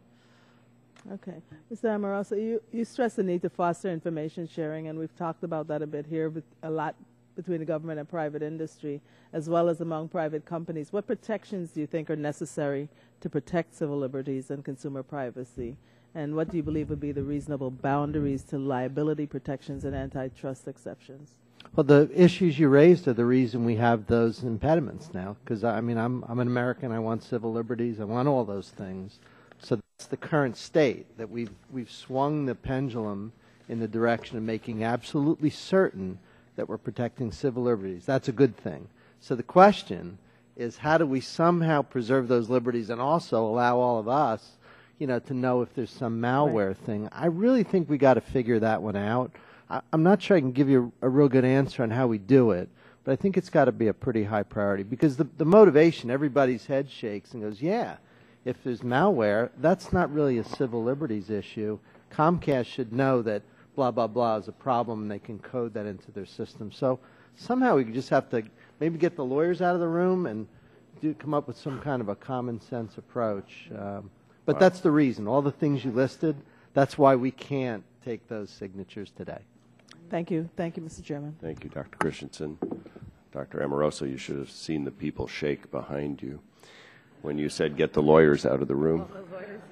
Let's go to Mr. Bass from Thank you very New much, Hampshire. Mr. Chairman. I have a couple questions for Mr. Livingood, but before I ask those questions, can I ask a mobile or smartphone question for dummies? Why is there a difference in cybersecurity issues between an iPad or a smart device like this and a laptop or desktop computer? Make it quick, because I want to ask some other questions. Does anybody answer that question for me? Well, there's probably a firewall between your PC at work or something. You're on a wired LAN, so we can do more filtering and policy control. With your wireless, you go direct to us, to the ISP, and we've been incented and led, particularly in Washington, push the packets, don't look at them, don't do anything, don't impose policy. God forbid you impose any kind of policy or filtering or throttling, so we do nothing. So your connection for wireless is directly to the Internet, whereas your wired connection probably has some IT group at work. So is this unit here exposed to bots, and is there a cybersecurity issue associated with my iPad? Yeah, I don't know what you're connected to, but yeah. Well, let's say I'm connected to Comcast, which is what I am connected to. Yeah, there sure are those issues, and I think those are a new class of device. And a lot of the hackers and other criminals, they're very focused on return on investment. They're focused where the biggest platforms are. And so the more that those devices get out there, the bigger target that makes. And so they'll see, okay, I can spend a couple of days developing this, and I've got a few million devices. So you'll start to see more and more of those things, and depending upon the tablet that you have, some are more vulnerable at the moment than others. But, that's something that a lot of Americans are buying, and so that'll be the next threat. it'll be those types of Who's tablets. responsible? Is Apple responsible for this, or are you? Well, I think it's a variety. So I think with that device, it's Apple plays a role. With the Android devices, Google plays a role, and then all the software vendors that make the apps that go on that play a role. But there's also a component of customer education. And I'm sure over time, just in the same way that we have software that runs on PCs to provide security, that's going to start to develop and evolve for tablets and provide that extra level of security as well. We're just, I think, at the early stages of that adoption curve. And the same is true for BlackBerry, right? Well, I mean, all of the tablets are going to have different risks and different threats, and when we look at it in terms of how we protect our platform, but the theme that I keep hearing over and over, and I think it's one that this committee has really highlighted, is the need for education, right? And when you talk about computer security, one of the inevitable comparisons is to driving a car, right? And we don't let people drive a car without a license, but we let them get on the computer, connect to the internet, and download software without really understanding what those risks are. And that piece of education, I'm not suggesting we license people to use a computer, but we do need a level of sophistication and education in how we inform people of risks that they have when they connect a device to Fair the enough. I just want to ask a couple questions about the Constant Guard Protection Suite. I note in your testimony, Mr. Livingood, on page 6, it says, at Comcast, we understand that securing cyberspace is a complex task, so forth. Education, prevention, detection, remediation, and recovery are the core objectives of our anti-malware efforts. Does Comcast require its customers to download the Constant Guard Protection Suite? And if not, how is the customer going to know that it exists, and how are you going to notify them that they have a problem? Mm-hmm. So it is not required that a customer download that to use our service. They just have to have normal internet connectivity to do that. But we do a lot to make customers aware of that and to incent them to download it, both before they have an issue and after. So before they have an issue, when they're installed, they're given a lot of information about the things that are available for them, and they're given links to that and so on. When they get a welcome email from us when they sign up for service, we're reiterating that for them. And we do a lot of things on our website and other places to promote the fact that these are available. Certainly after they have an issue and we notice it, we drive them to a remediation portal, and that's one of the first things that we recommend that they download is that suite and take a number of other steps. So we do a lot of education up front. We do a lot when they come on. We call it onboarding when they come on as a customer, and we do things while they're a customer to keep reiterating that and then afterwards. Real quick, it's limited to Windows operating system, correct? How long has it been around? That protection suite is pretty recent. I think that's a little bit more than a year. Okay. That's a supplement to a larger antivirus and security suite that we've had for many, many years that is co-branded. And real quick, because I've run out of time, just what business incentives, if any, did you get or did you have in developing and offering this service? Well, we view it in two ways. Number one, there's a competitive incentive. If we can be seen as having more security features or more secure than the next guy, someone chooses us as their ISP rather than someone else. But the other thing is that customers, when they come on board as a customer, used to tell us that the two reasons were price and speed. And today it's price, speed, and security. So customers are very aware, increasingly so, not as aware as they need to be, but very aware these days about security. They ask us about those things when they call us up to order service. And so, we view it as a competitive feature that we need to add, and that's why all of the things that we're doing as part of Constant Guard, DNSSEC, and other things are important to us. Thank you, Mr. Chairman. Thank you. Now we go to Chairman Dingell for 5. Mr. Chairman, thank you. Gentlemen, we have much to do in little time, so I'm going to try to ask questions that you will answer yes or no to. Starting now with Mr. Livingood. Gentlemen, you all seem to be in agreement that imposing new federal cybersecurity regulations on industry would stifle innovation and harm industry's ability to protect consumers from cyber threats. Is that correct? Yes or no? Starting with you, Mr. Livingood. Yes, I am concerned about that. Mr. Amoroso? Yes. Sir? Yes. Sir? Yes. Yeah, I think you've got consensus here. Now, gentlemen, let us assume for a moment that the Congress will pursue the no regulation path in this matter and instead facilitate greater information sharing about cyber threats between industry and the government. Would that be your collective preference, yes or no? Yes. Sir? Yes. Yes. Sir? Yep, agreed. Gentlemen, thank you. In that case, would the Congress need to consider granting exemptions to the antitrust laws and the Federal Trade Commission Act in order to allow the companies to share cybersecurity information amongst themselves? Yes or no? Yes. Yes. Yes. I unfortunately can't comment on that. I'm not Very familiar good. with that. Now, gentlemen, similarly, do you believe that a safe harbor provision should be created in statute to permit companies to share serious cyber threat information with government agencies without fear of class action or other lawsuits being brought against them? Yes or no? Yes. Yes. The reporter doesn't have a nod button, sir, so you got to say yes. It's a yes. No. Thank you. Sir? Yes. Sir? I'm afraid I can't comment on that. I don't know. Yes. Okay. Now, gentlemen, my last several questions have been premised on a no regulation scenario wherein the Congress adopts legislation to promote information sharing between industry and government. Would you please submit for the record what enforcement tools you believe the federal government would have in this scenario to ensure that industry is adequately guarding and being guarded against cyber threats? And I'm asking you to make a submission there for the record because of the shortness of time. Now, gentlemen, let us assume that the government would have some role in promoting cybersecurity in the private sector. If the federal government were to require the promulgation of cybersecurity standards, should such standards preempt state laws? Starting with you, Mr. Living, yes or no? Yes. Easier to have one standard. Yeah, I don't know. I'm not sure. I haven't really thought that one through. And you, sir? Yes. Sir? I'll have to agree with Dr. Amoroso. I haven't really considered that.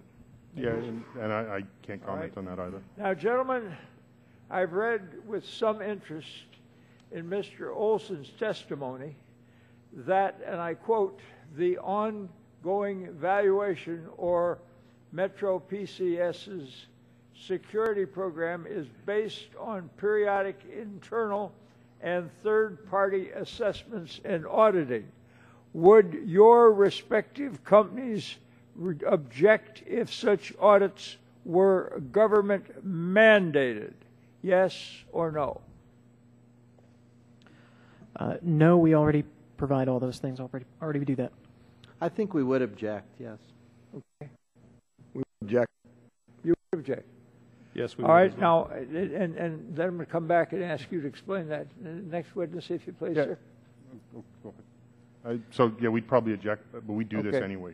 We already do that. Now, those who've indicated no, would you please explain briefly? I can explain. When you write a law, we do paperwork. So I take people away from doing their day-to-day work to sit and do work. We have an ops lab, and one of our favorite things to show people in the ops lab is along one of the walls, we've got about a mile's worth of ring binders, and they always say, there's the government paperwork, followed by a lot of sort of chuckling laughter. But it's true. You know, we do have a great deal of paperwork that we fill out, you know, when we're dealing with different federal groups or Sarbanes-Oxley or whatever. There's a lot of paperwork. So I'm just suggesting that if we're already doing it and government comes in and says, I need you to fill out this compliance checklist, you're taking people away from the work to do paperwork. That's why we would object. And very quickly, if I can just make a note very quickly, I think this is the danger of sending an engineer sometimes, but I'm told that we might have objections. We would object and have the same concerns. Gentlemen, thank you. Mr. Chairman, thank you for your courtesy. Mr. Chairman, thank you for your questions. I think you got to the heart of the matter quickly. We now turn to the Chairman of the House Intelligence Committee and a very important member of our subcommittee, Mr. Rogers. Thank you, Mr. Chairman. Thanks for having the hearing. Thanks to the witnesses as well. And I think one of the big problems that we run into in this is that we haven't really sounded the alarm bell. I think in all of the circles of people who look at this every day, all the security shops, the IT security shops across America, they know what the problem is. Average users don't see it. And that's why there's no hue and cry, I think, yet about how we get this fixed. But I appreciate all your comments today. You talked about, each of you, about the importance of information sharing and keeping it as clean and simple as you can. Talk about how that would work. So if we bring the folks together, we're sharing a government secret sauce with you all, and you're sharing back malicious-ware that maybe the government's not aware of. Talk about how fast this is. There's a lot of talk about civil liberties, and I think people have this visual that people are reading email. Some guy, a guy named Bob in Cleveland, is reading everybody's email to find this malicious software. Not how it works. As a matter of fact, if that happens, it's a miserable failure. Can you talk just a little bit of how you envision that would work with this sharing arrangement, real time, no regulatory, all voluntary? Can you talk about that quickly? Yeah, I'd be happy. First of all, I want to compliment you on your legislation. I think that there's some real nice elements in the work you've done. First of all, real time, absolutely. Independently auditable, I think, is important so that somebody can come in and look at the way this is done. But it also has to be controlled. Like blasting it out, over the internet would be a really bad idea.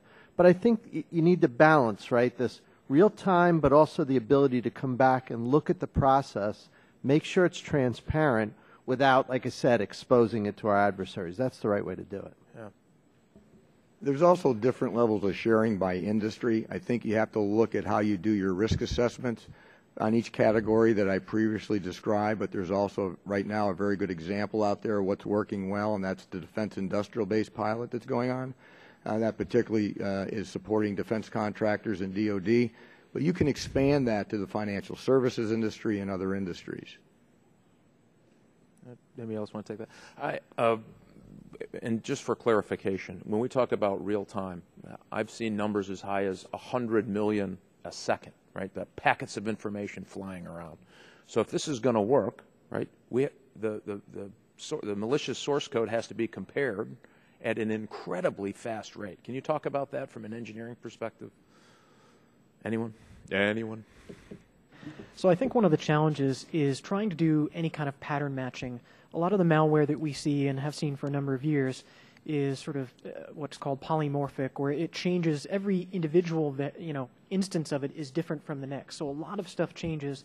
It's not like it is with anti-spam, where you can match on a few keywords or one file attachment. No, that's it. That's the target, and flag it that way. So you need to come up with ways, and a number of us, have systems like this, and there's others that are in development that can do this on a wider basis. But that is the very challenge that you're getting at, which is doing that in real time. It's just incredibly difficult, and you're at the edge of computer science at that point. Yeah. Which is why I think many of you have told us before the legislation was written, be careful about the regulatory scheme. If we slow you down, if we give you another row of books down your mile-long hallway there, it doesn't work. I mean, we already have outdated what you're trying to accomplish in the room. And this is a value added not only for you, but for the government, is it not? I mean, the government also gets benefit from the protection of all of your great work in the private sector, correct? No, that's correct. And there are two things that I think that raises that are interesting. One is, by the time that a very prescriptive law would be written, by the time that ink was dry, the threats would have moved on. And so you've got to be able to be flexible. The other is that we all need to have, with our software developers and security specialists, they need to be hard at work in a room, not with half a room full of lawyers with them, slowing them down and asking questions about, why you're doing this and that. They need to be at work every day trying to solve this problem. And I have to say, for the record, this may be my favorite panel of all time since I've been in Congress. Never so often have a group of engineers belittled lawyers at the table. You have warmed my heart today that we have faith that we're moving forward. I wish we had time to talk about all the issues. I'm very curious about how you would fix the programming issue. Huge problem for us as we move forward. We didn't talk about exfiltration, which is very difficult for any of you to catch, which I would argue right now is the single greatest threat to our economy moving forward. aside of the things that we know today. All of those things. Yeah. Could you outline exfiltration? Sure. It is, we know that nation states today are engaged in getting onto your network, lurking. They'll be there for a very long time. You don't know it. Your system administrators don't know it. These folks can't catch it. Sometimes the government, well, a lot of times the government can't catch it either.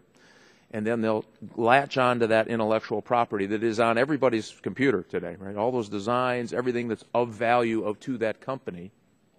And at the right time, at the right speed, they latch onto it and run like heck through your network and take it back. And we know a country like China who is investing in this as a national strategy to exfiltrate intellectual property and then directly use that intellectual property to compete against United States businesses. And unfortunately, it is happening at a breathtaking pace. And what's concerning is these folks are looking for malicious software that's disruptive or theft-oriented. This is very sophisticated, as sophisticated as any as you'll see, and incredibly hard to detect. And they really don't want to break anything. They want to get in and steal it without you knowing it. And that's what is so troubling about it. Hundreds and hundreds of thousands of jobs lost every year for the theft of that intellectual property that's being reprogrammed commercially against U.S. companies. This is as big a problem as I have ever seen, and it is one of the things that keeps, of the many, that keeps me up at night, Mr. Chairman. So thanks for letting me explain it. And it's something we didn't really get into today because that's really not the focus of what they can even watch. So that's why this information sharing, I think, is so important. It would help American businesses by the federal government having information of being able to identify that code, share it with the right partners. Amazing what we would be able to stop. With the indulgence of the committee members, perhaps, given the importance of that topic, you could each just, if you have anything you want to add on that area, I'm sure, then we'll go to Mr. Stearns and Mr. Gingrey, but does anybody want to comment on what the chairman? I will. It's called the Advanced Persistent Threat, and he's got it exactly right. It's somebody targeting any of you. Like if we know the folks that you run around with, we can craft a fake email. It looks pretty realistic. Points you to one of these websites that establishes a tunnel.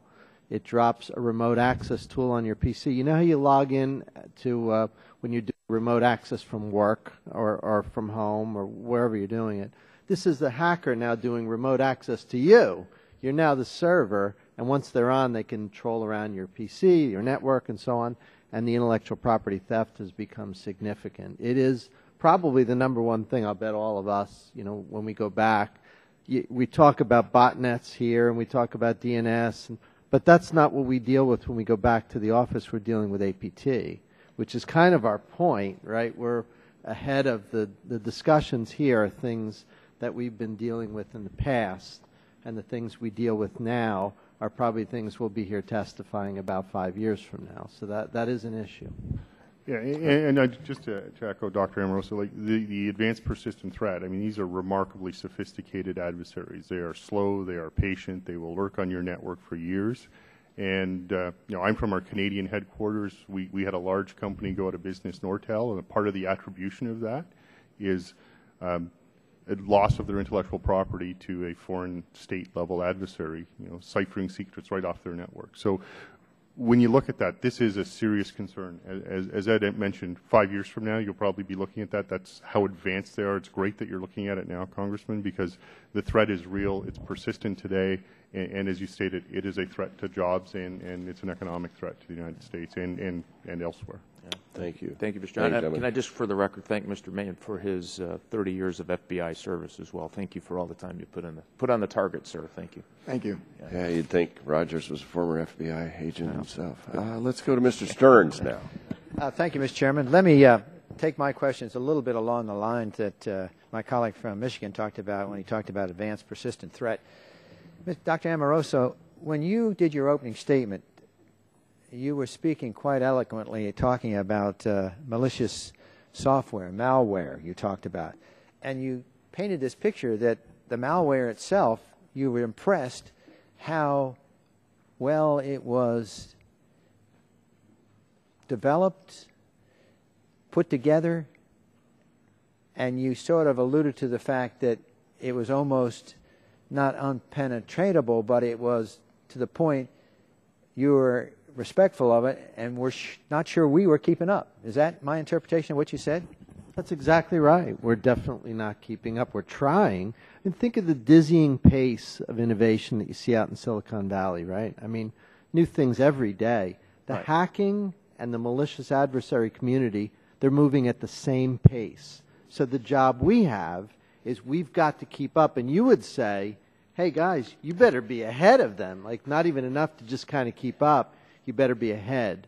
So we're always going to be sort of biased. So you're to saying say, you're always let us catching go up. faster. We've got to innovate. We've got to go faster. Is that true? You think you're always catching up then? That is that's absolutely what you true. implied to me by saying the respectability you had for this malware. Yes. Is this true for adware, spyware, grayware, all these others? Is it also applicable to that too? Yeah, APTs are the best, right? I mean, APTs, this exfiltration point that the congressman spoke about, that is the elite kind of attack vector in 2012. Okay. Spyware, maybe not so much. Now, with the malware, who are these people that are doing this specifically? Can you name them? I can't. I'm not in law enforcement. Maybe, but you might have. Is there some anybody people on here the panel can, but when Dr. Amoroso talked about this malware so respectfully and how eloquently it's put together? Right. Is there anybody can tell me who we're talking about? I think if you take a look at the most recent investigation conducted by the FBI on the DNS malware, changer malware, you'll see that was a group of individuals operating out of Estonia that basically sent malware to individuals in various forms and emails, and you clicked on it, and it infected your computer in a way that it directed you when you went out to do a DNS type search. You were looking for, I don't know, Amazon.com or some other company. You really went to their servers, and their own servers were actually embedded in various locations in the United States. So these are organized groups. They've figured out how to capitalize on the money you can make with the malware. Are these people, for example, in Estonia, are they part of a mafia, underground, a organization? It's larger than just in Estonia without you revealing any? These are no longer just individual hackers. The individual hackers are out there, but now they've actually formed themselves into types of federations to work together. Across the world? You can do it across the world. There are certain hacking groups you can join and be a member from different countries. So it's like a fraternity. You say, well, I'm a member of the Estonia hacker Estonia group. just seems to be a hotbed right now, and I Hotbed. think because of how the economy is run over there. Uh-huh. Anyone else? If I could add to that, I think Sure. it's actually pretty interesting. This is a very large and very well organized underground economy. They are specialized, so you have some people that write tools, other people that rent access to bot networks. So you can rent botnets by the hour. You can tell them where you want the bots to be, what kind of computers. All of payment network mechanisms between these parties. So it's very sophisticated. And if you think about from a criminal standpoint, it's a lot easier to do get a return on investment this type of thing than it is to go out and do physically oriented sort of crimes. And the scale is so much larger. These are folks that operate across borders internationally, and there's just an enormous amount of economic incentive for them to do it. And it's primarily, unlike APT, at least in some respects, this is primarily an economic crime. APT is focused certainly on economics, but more on intellectual property or embarrassing companies. This is all about the money. Well, I guess, Mr. Mahon, is there a possibility that we have terrorists involved with this that are part of this Estonia? The terrorists could go to this group or this federation across and are using them? Is that high Absolutely. probability? Terrorists use these types of schemes for funding. Number one, they need Right. funding for their operations. And number two, they use it just as a communication system. They know they're being looked at. So the ways that they need to communicate are surreptitiously in a manner that they can't be intercepted. So they use these types of technologies to communicate with one another. But they have to fund their operations.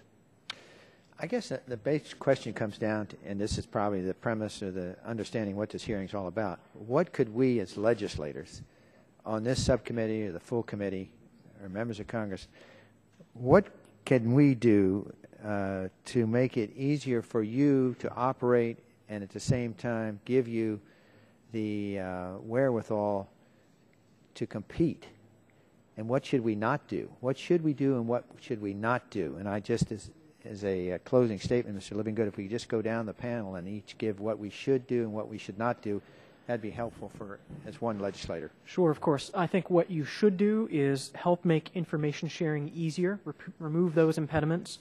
I think also there's a role for government to play in education, whether that's PSAs or other things, to raise awareness about security issues. And I think that there are R&D types of things through agencies that you can help fund to focus on this. I think what you should not do is focus on mandates and compliance. That enables us to focus instead on innovation. Wow, that sounded good. I would exactly repeat those comments. I had one additional, and that's that you do have some influence around the federal procurement process, right? So, a lot of times we see procurements come out, and we scratch our heads and say, boy, don't you think there ought to be, through GSA, there's this MTIPS program. A lot of us are MTIPS vendors. There ought to be more business. There isn't. So I'd recommend that procurement process ought to be the most secure process in the entire world. I would echo what both of them said and just add the importance of information sharing. We have limited resources. We conduct risk assessments. That risk assessments, when we're trying to decide on impacts and probability of events, is based upon the information we have at the time.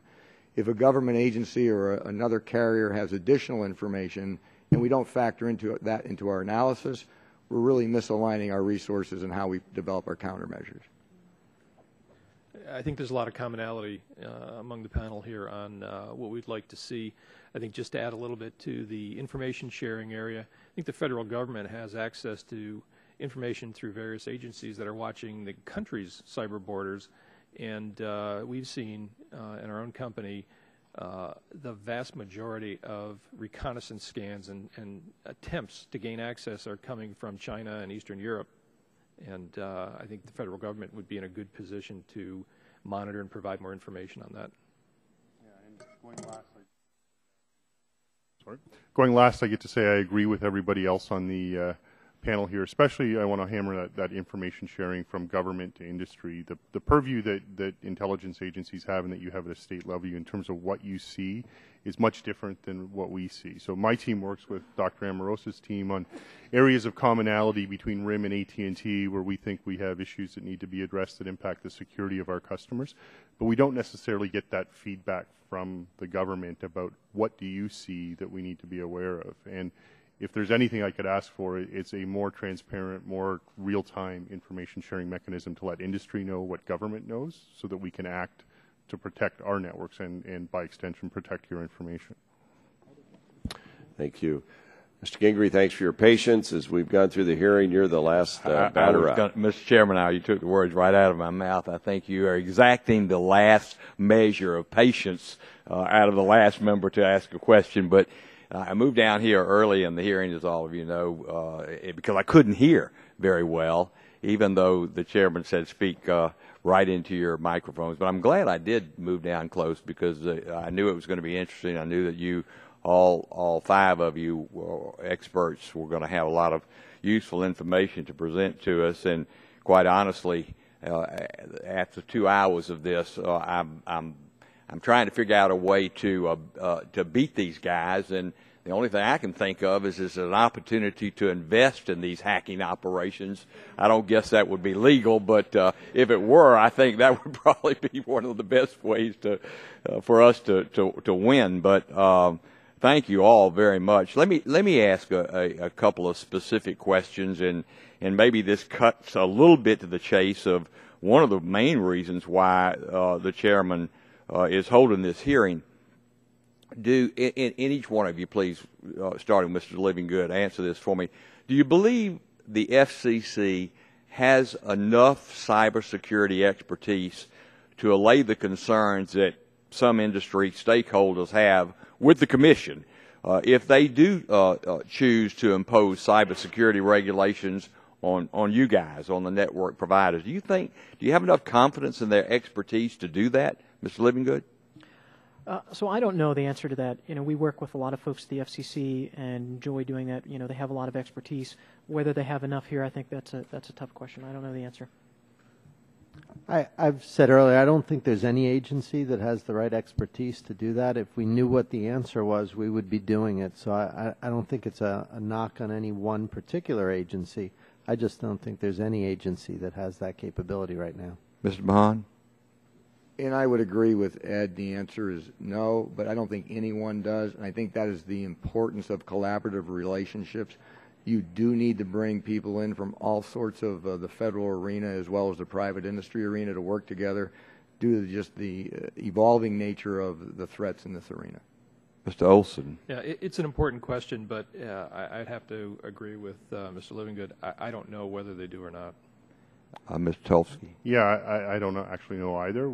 I think what you're hearing here, and it's common amongst the panel, is the defender job, the job that we're trying to do to protect your information, is exceptionally hard, and it's actually much more difficult than being on the other side. So Boy, where that expertise comes from. Speaking of hedge funds, let me go back to Mr. Olson and your formal testimony that you gave.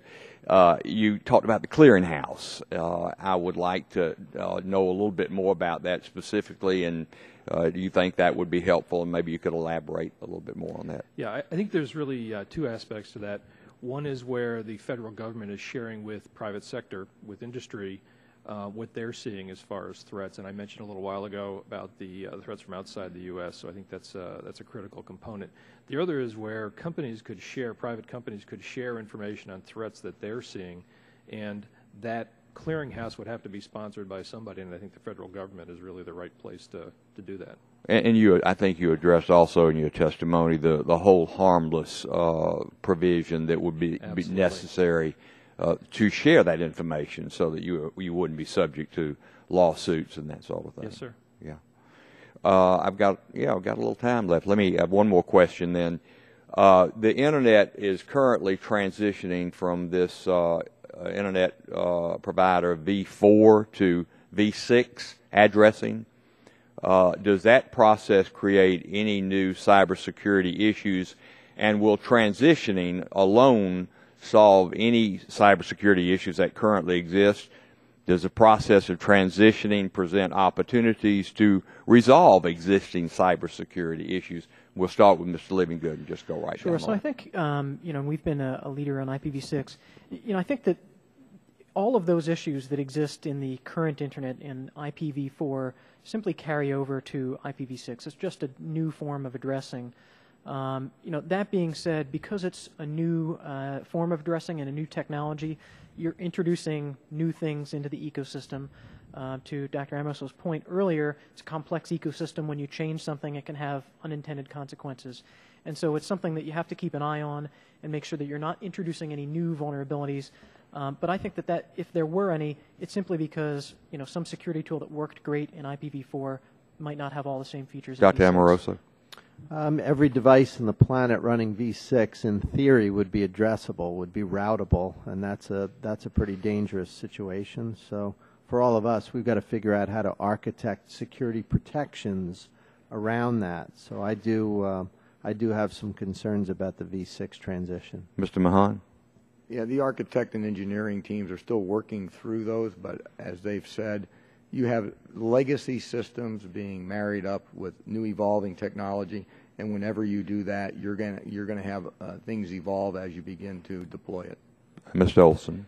I think from a protection standpoint, I think it's a step ahead, but the bad guys are out there working just as hard as we are to find another way around that. So as soon as we make an advancement in technology, they're right out there keeping pace with us. And finally, Mr. Toski. Yeah, and this just, as Ed said, expands the attack surface, and by doing so increases the risk. So we have new and unknown risks that we're going to have to figure out how to mitigate. Mr. Chairman, thank you for your generosity of those 45 extra seconds, and I'll yield back.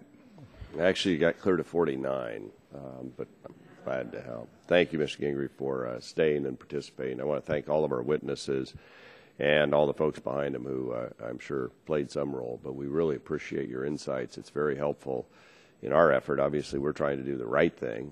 You're out there fighting the battle every day, and we don't want to get in your way. And so we may be back to you with our working group, digging a little deeper on some of these issues and getting as specific as possible. We're hope to look out, too, at some of the other types of networks and small providers. I mean, you obviously represent major providers or a representation of them. We're also wondering about the weakest link, which might be small ISPs, and how do they deal with this, and do they have the same sorts of capabilities to fight back? And so anyway, I deeply appreciate your willingness to be here today and share your knowledge with us. We're better for it. So with that, the Subcommittee on Communications Technology stands adjourned.